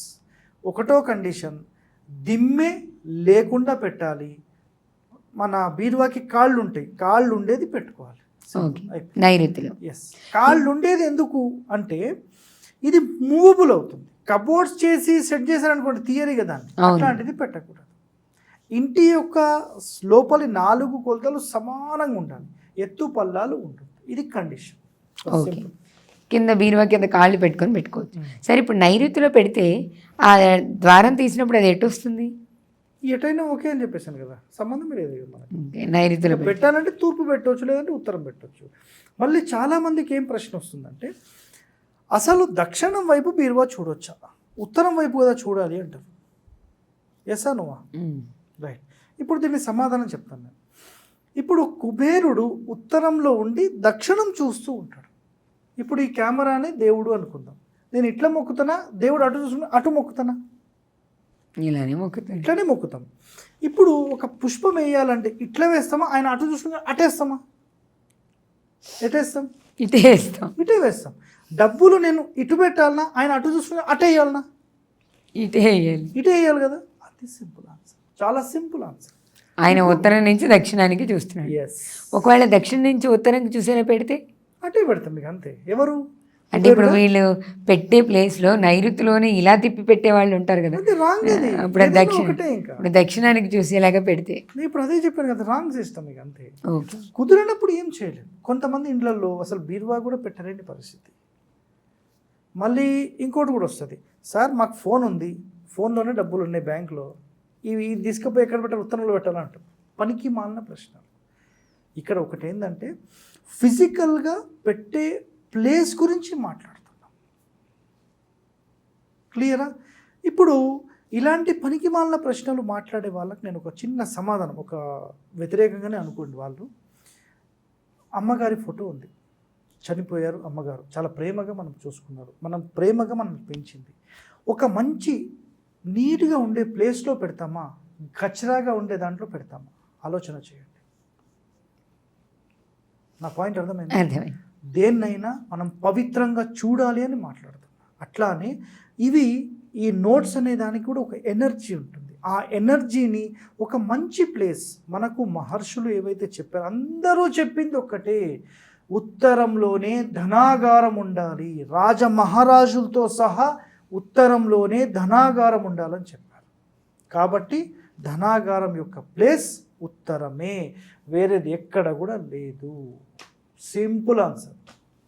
ఇప్పుడు దేవుడి విగ్రహాలు, దేవుడి ఫోటోలు, పూజా మందిరం పెట్టుకుంటే ఇంట్లో ఎక్కడ పెట్టుకోవాలి? ఓకే, దేవుడి విగ్రహాలు ఎక్కడ పెట్టుకోవాలనేది ఫస్ట్ పాయింట్. రైట్. మనము నిత్య దీపారాధన లేదంటే గుడిలో చేసే విధంగా పూజా కార్యక్రమాలు ఇంట్లో చేయము. కాబట్టి విగ్రహ రూపేణ ఇంటి లోపల పూజ చేసుకోవడానికి లేదు. ఒకటో పాయింట్. ఒకవేళ లేదు మేము చేసుకుంటాము అంటే ఆ ఇంట్లో సంసారం అనేది పనికిరాదు. సింపుల్ ఆన్సర్, మీ ఇష్టం. ఒకటోది. రెండవది, మనము చిన్న చిన్న విగ్రహాలు చేసుకోవచ్చు అంటే చాలా పవిత్రంగా మనం చేసుకోవాల్సి వస్తుంది. పూర్వం ఒక ఇంటికి బయటి భాగంలో దేవుడి మందిరంలాగా ఒక స్ట్రక్చర్ నిర్మాణం చేసి అందులో పూజించేవాళ్ళు. ఎందుకంటే ఇల్లు ఎప్పుడు అపవిత్రం అవుతుందో, ఎప్పుడు ఎక్కడ అంటుముట్టు జరుగుతుందో చెప్పలేము. కాబట్టి చాలా పవిత్రంగా దేవతా మూర్తులను కానీ దేవతా విగ్రహాలను కానీ చాలా పవిత్రంగా పూజించాలని కానీ ఉంది. కాబట్టి సపరేట్గా పెట్టేవాళ్ళు. ఈ కాలంలో మనం ఇంటి నుంచి పొద్దున బయటికి వెళ్ళలేక తీసుకొచ్చి లోపల పెట్టుకుంటాం. అది యాక్చువల్ కండిషన్. మళ్ళీ పూజ గది ఎక్కడ ఉండాలి అంటే ఖచ్చితంగా ఈశాన్యంలో పెట్టాలి. మరి ఎంతమంది పెడుతున్నారు? పూజ గది ఈశాన్యంలోనే పెట్టాలి. మరి ఈశాన్యం మూల పెడితే బరువు కదా, మరి ఈశాన్య మూలకు పిల్లర్ ఎందుకు వేసిండ్రయ్యా? ఈ ప్రశ్న అడిగే వాళ్ళు ఆలోచన చేయాలి కదా. ఈశాన్య మూలకు పిల్లర్ ఎందుకు వేశారు? మొన్న ఈ ప్రశ్న వేసినందుకు ఒక ఆయన ఈశాన్యంలో పిల్లర్ తీసి ఉత్తరం వైపుకి జరిపి పెట్టుకున్నాడు. సార్ మీరు చెప్పింది కదా, నేను జరుపుకున్నా, అది బ్యాలెన్స్ అవుట్ అయింది కదండి అని చెప్పిన నేను. ఇల్లు ఒకటి బ్యాలెన్స్ అనేది కరెక్ట్గా ఉండాలి. ఇటు పిల్లర్ వేసి ఇటు పిల్లర్ వేయాలి కదా, ఇటు పిల్లర్ వేసాం ఇటు వేయాలి, దీన్ని ఇటు పక్కకి జరుపుతుంటే ఎట్లేదు, బ్యాలెన్స్ అవుట్ అవుతారు. ఎస్ అనో అండి. అయితే ఇట్లా కొంత అవగాహన లేక ప్రాపర్ సజెషన్స్ తీసుకోక సొంత ఇండ్లను ఏదో ప్రయోగాత్మకంగా డ్యామేజెస్ చేసుకుంటూ ఉంటారు. సో అదంతా రాంగ్ సిస్టమ్ అన్నమాట. అట్లా ఎప్పుడు కూడా చేయకూడదు. కాబట్టి మనం 100% దేవతా విగ్రహాలు అయితే ఇంట్లో పెట్టడానికి లేదు. ఇంకోటి, దేవుడి ఫోటోలు ఏ ఫేసింగ్ ఉండాలి, మళ్ళీ ఇది కూడా ఒక పాయింట్. మనకు జనరల్గా నాకు తెలిసిన సమాచారం గణపతి నెక్స్ట్ హనుమంతుడు వీళ్ళిద్దరూ ఉత్తరం గోడకు ఉండాలి. ఉత్తరం గోడకు ఉండి దక్షిణం చూస్తూ ఉండాలి. దక్షిణాన్ని చూస్తూ కనిపించారు. మిగిలిన వాళ్ళందరూ కూడా తూర్పు పడమర చూడొచ్చు. కానీ ఇంటి లోపల మరి మనం ఎలా పాటిస్తాము అంటే తూర్పు గోడకు పెట్టి పూజిస్తాం. అప్పుడు ఆటోమేటిక్గా ఏమవుతుందంటే మనము ఒక ప్రత్యక్ష దైవాన్ని పూజించినట్టు అవుతుంది. ప్రత్యక్ష దైవం అంటే మళ్ళీ ఇక్కడ ఎవరు? ఈ ఫోటోలు అన్నీ కూడా జనరల్గా మనం అనుకునేవి దేవుళ్ళని అనుకుంటాం, పూజ చేస్తాం.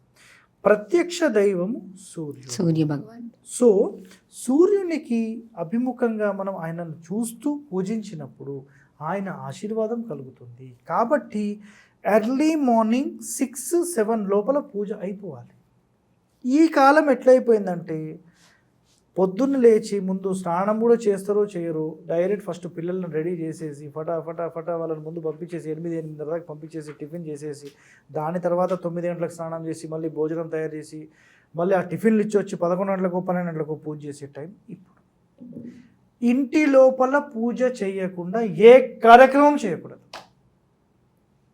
ఏది చేయకూడదు. మొట్టమొదటి ప్రసాదం దేవుడికి ఎక్కించి ఆ ప్రసాదాన్ని ఇంటి లోపల ఉండే ఆ ఫుడ్స్లో కలిపి మనం అందరం తినాలి. ఇది యాక్చువల్. మరి ఎవరు పాటిస్తున్నారు? ఎవరు లేరు. అయితే మరి ఒరిజినల్ శాస్త్రాన్ని మొత్తం మనం ఇంప్లిమెంట్ చేయగలమా అంటే నాట్ పాసిబుల్. ఎంతవరకు అయితే అంతవరకు చేసుకుంటూ వెళ్దాం. ఇప్పుడు ఒక 2 ప్రశ్నలు ప్రజలకు ఏంటంటే, నేను ఈ సిస్టమ్ అంతా చెప్తే ఇది మంచిదా కాదా అంటే ఏమోనండి అంటాం. ఇట్లయినా బతుకుతున్నాం కదా, మేము ఇట్లా బతుకుతున్నాం, మీరు చెప్పినట్టు చేస్తే ఇంకా జర బెటర్ ఉంటాం, మేము బతుకుతున్నాం కదా, బాగానే ఉన్నాం మేము అని మాట్లాడతారు. క్లియర్ కట్ ఇదే మాట్లాడతారు, ఇంకెవరు వేరేది మాట్లాడతారు. ఒరిజినల్ గానుగ నూనె మంచిదా లేకపోతే మనకు క్రూడ్ ఆయిల్ నుంచి తయారవబడిన ఒక పామ్ ఆయిల్ లేదంటే వేరే ఏ ఆయిల్స్ అయినా మంచివా అంటే మీ ప్రశ్న, మీ సమాధానం ఏముంటుందండి? జనరల్గా మీరు చెప్పండి. ఒరిజినల్ గానుగ నూనె మంచిదే. కానీ గానుగ నూనె లేకుండా 20 సంవత్సరాల నుంచి మామూలు తింటున్నారు కదా, బతుకుతున్నాం కదా అని మాట్లాడితే మీరేం చెప్తారు? సమాధానం జనరల్గా లేదు. నేను చెప్తా సమాధానం. ఒక 20 years బిఫోర్ ఎన్ని హాస్పిటల్స్ ఉన్నాయి, ఎంతమందికి హార్ట్ స్ట్రోక్ వచ్చింది, ఎంతమంది లావుగా ఉన్నారు, ఈ కాలం 20 సంవత్సరాల తర్వాత అసలు ఆరోగ్య పరిస్థితి ఎలాగైంది, ఈ డ్రగ్ మాఫియా చేసే ఇలాంటి ప్లాన్స్లో ఎంతమంది ఇరుక్కుపోయారు, ఈ క్రూడ్ ఆయిల్ తినడం వల్ల మన హార్ట్ బీట్ ఎలా పెరిగింది, బీపీ ఎలా పెరిగింది, షుగర్ ఎలా వచ్చింది, ఒంటి లోపల ఉండే అవయవాలన్నీ ఎలా డ్యామేజ్ అయ్యాయి, ఇవి ఎవ్వరికీ అర్థం కాకుండా ఈ శరీరం మొత్తం డ్యామేజ్ అయిపోయింది. అందరు ఇట్లనే ఉన్నారు, నేను ఇట్లనే ఉన్నా, అందరూ అదే తిన్నారు కాబట్టి అందరూ ఇట్లాగే తయారయ్యారు. మీకు తెలియకుండానే సమాజంలోకి తీసుకొచ్చి మిమ్మల్ని అలవాటు చేసేసి టీవీ ప్రకటనల ద్వారా అలవాటు చేసి మీరు అవన్నీ తిని మీ ఆరోగ్యాలే నాశనం చేసుకున్నారు. ఇప్పుడు రియలైజ్ అయ్యి మేము గానుగ నూనెనే తింటాం, న్యాచురల్ ఫుడ్డే తింటాం అని మళ్ళీ పాతదానికే వెళ్తున్నారు. అవును, ఒప్పుకుంటారా లేదా? అదే సిస్టమ్ ప్రకారం ఏదైతే 30 సంవత్సరాల నుంచి వాస్తు పనికి మాలిన వాస్తు దరిద్రం వచ్చి మొత్తం నాశనం పట్టించిందో, మళ్ళీ పురాతన వాస్తు సిస్టంలోకి నాలాంటి కొంతమంది వ్యక్తులు వచ్చి మళ్ళీ తీసుకెళ్ళడానికి ప్రయత్నం చేస్తారు. అందులో నేను ప్రధాన పాత్రని నేను అనుకుంటున్నా కాబట్టి నాకు చాలా సంతోషం. ఇది నేను మాట్లాడే మాట. అయితే మనం పూర్వ వాస్తుని నమ్మి మళ్ళీ ఆ దారిలో నడవడానికి ప్రయత్నం చేస్తే మీరన్నట్టు అద్భుతాలు జరగవు, కానీ మనం కొంచెం మనశ్శాంతిగా సంతోషంగా ఉండగలుగుతాం. ఎస్, కావాల్సింది అదే కదండి ఫైనల్గా, అంతేనా కదా? ఆరోగ్యం బాగలేక 10 మందితో చేపించుకోలేక ములుగుతూ కులుకుతూ ఇవన్నీ ఏడవుతుందండి. మీకు 100 సంవత్సరాల వ్యక్తి కూడా నడుచుకుంటూ వెళ్ళిపోతాడు. అవును, పూర్వం వాళ్ళు, ఇప్పుడు వాళ్ళు 60 అంటే అమ్మో నాకు నడుమున వస్తుంది, బండి మీద దింపు పెట్టాక ఆడదాకా. ఇదే ఉందా లేదా? నేను కార్లోనే వస్తా, నేను ఆటోలోనే, నడవని కూడా నడవలేరండి, ఈ నుంచి ఆడికి నడవలేరు. ఆయిల్స్, షుగరు, మైదా, రైస్ ఇవన్నీ నాశనం పట్టించేస్తారు. మొత్తం ఫర్టిలైజర్స్, కెమికల్స్, యూరియా ఇవన్నీ కలిపి మొత్తం పంటలు ఈ భారతదేశ భూమినే నాశనం పట్టించేశారు. మళ్ళీ ఆర్గానిక్ అని చెప్పి, లేదంటే గో ఆధారిత వ్యవసాయం అని చెప్పి మళ్ళీ ఎట్లయితే మొదలు పెట్టారు, కొంతవరకు మార్పు మొదలైంది. టైం పడుతుంది, మార్పు మొదలైంది. మరి ఇవన్నీ కరెక్ట్ అంటారా కాదంటారా?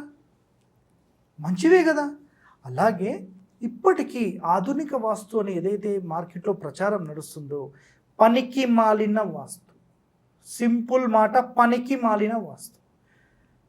నేను ఆధునిక వాస్తు నుంచి పురాతన వాస్తులోకి తీసుకెళ్లాలంటే ఆధునికులు డైరెక్ట్ వచ్చి అక్కడ కూర్చోలేరండి. సార్ ఇప్పుడు మీరు ఇది పాటిస్తున్నారు కదా, కొంచెం బెటర్మెంట్ చేసుకోండి, మళ్ళీ ఒక 2-3 సంవత్సరాలు మళ్ళీ కొంచెం బెటర్మెంట్, అట్లా ఇంటికి ఎట్లయితే ప్లానింగ్స్ ఇస్తూ ఉంటామో కొంచెం మారుతూ వెళ్తామండి. ఇప్పుడు ఇక్కడ చాలామంది ఆధునిక వాస్తు పండితులు నాకు అగెయిన్స్ట్గా వీడియోలు చేస్తున్నారు. ఏమని? మరి పురాతన వాస్తు మీరు పాటించినప్పుడు ఖచ్చితంగా అన్నీ ఇంప్లిమెంట్ చేయాలి కదా అని మాట్లాడతారు. ఒక తాగుబోతుని ఒకటే రోజులో బంద్ చేయగలుగుతామా? Not possible. బాబు, ఈ నెలలో 20 బాటిల్స్ తాగుతున్నావు కదా, ఇప్పటి నుంచి ఒక 19 తాగు, నెక్స్ట్ మంత్ నుంచి ఒక 18 తాగు. అట్లా ఇది మారడానికి 2 సంవత్సరాలు పడుతుంది. ఒక ఎగ్జాంపుల్ మాట్లాడుతుంది. అట్లా ఈ ఆధునిక వాస్తుని ఏదైతే అందరి బ్రెయిన్ వాష్ అయిపోయి అందరినీ మైండ్ చెడగొట్టారో, దీని నుంచి మళ్ళీ ఒరిజినాలిటీలోకి రావాలంటే ఒక్కొక్క ప్లాన్లో కొంత చాలా టైం పడుతుంది. 10 సంవత్సరాలు పడుతుంది. నేను ఒరిజినల్ తెచ్చి ముందు పెట్టా, అరే ఇట్లా కట్టాలంటే ఆడవుతుంది, వచ్చేటోడు కూడా రాడిగా వస్తారండి.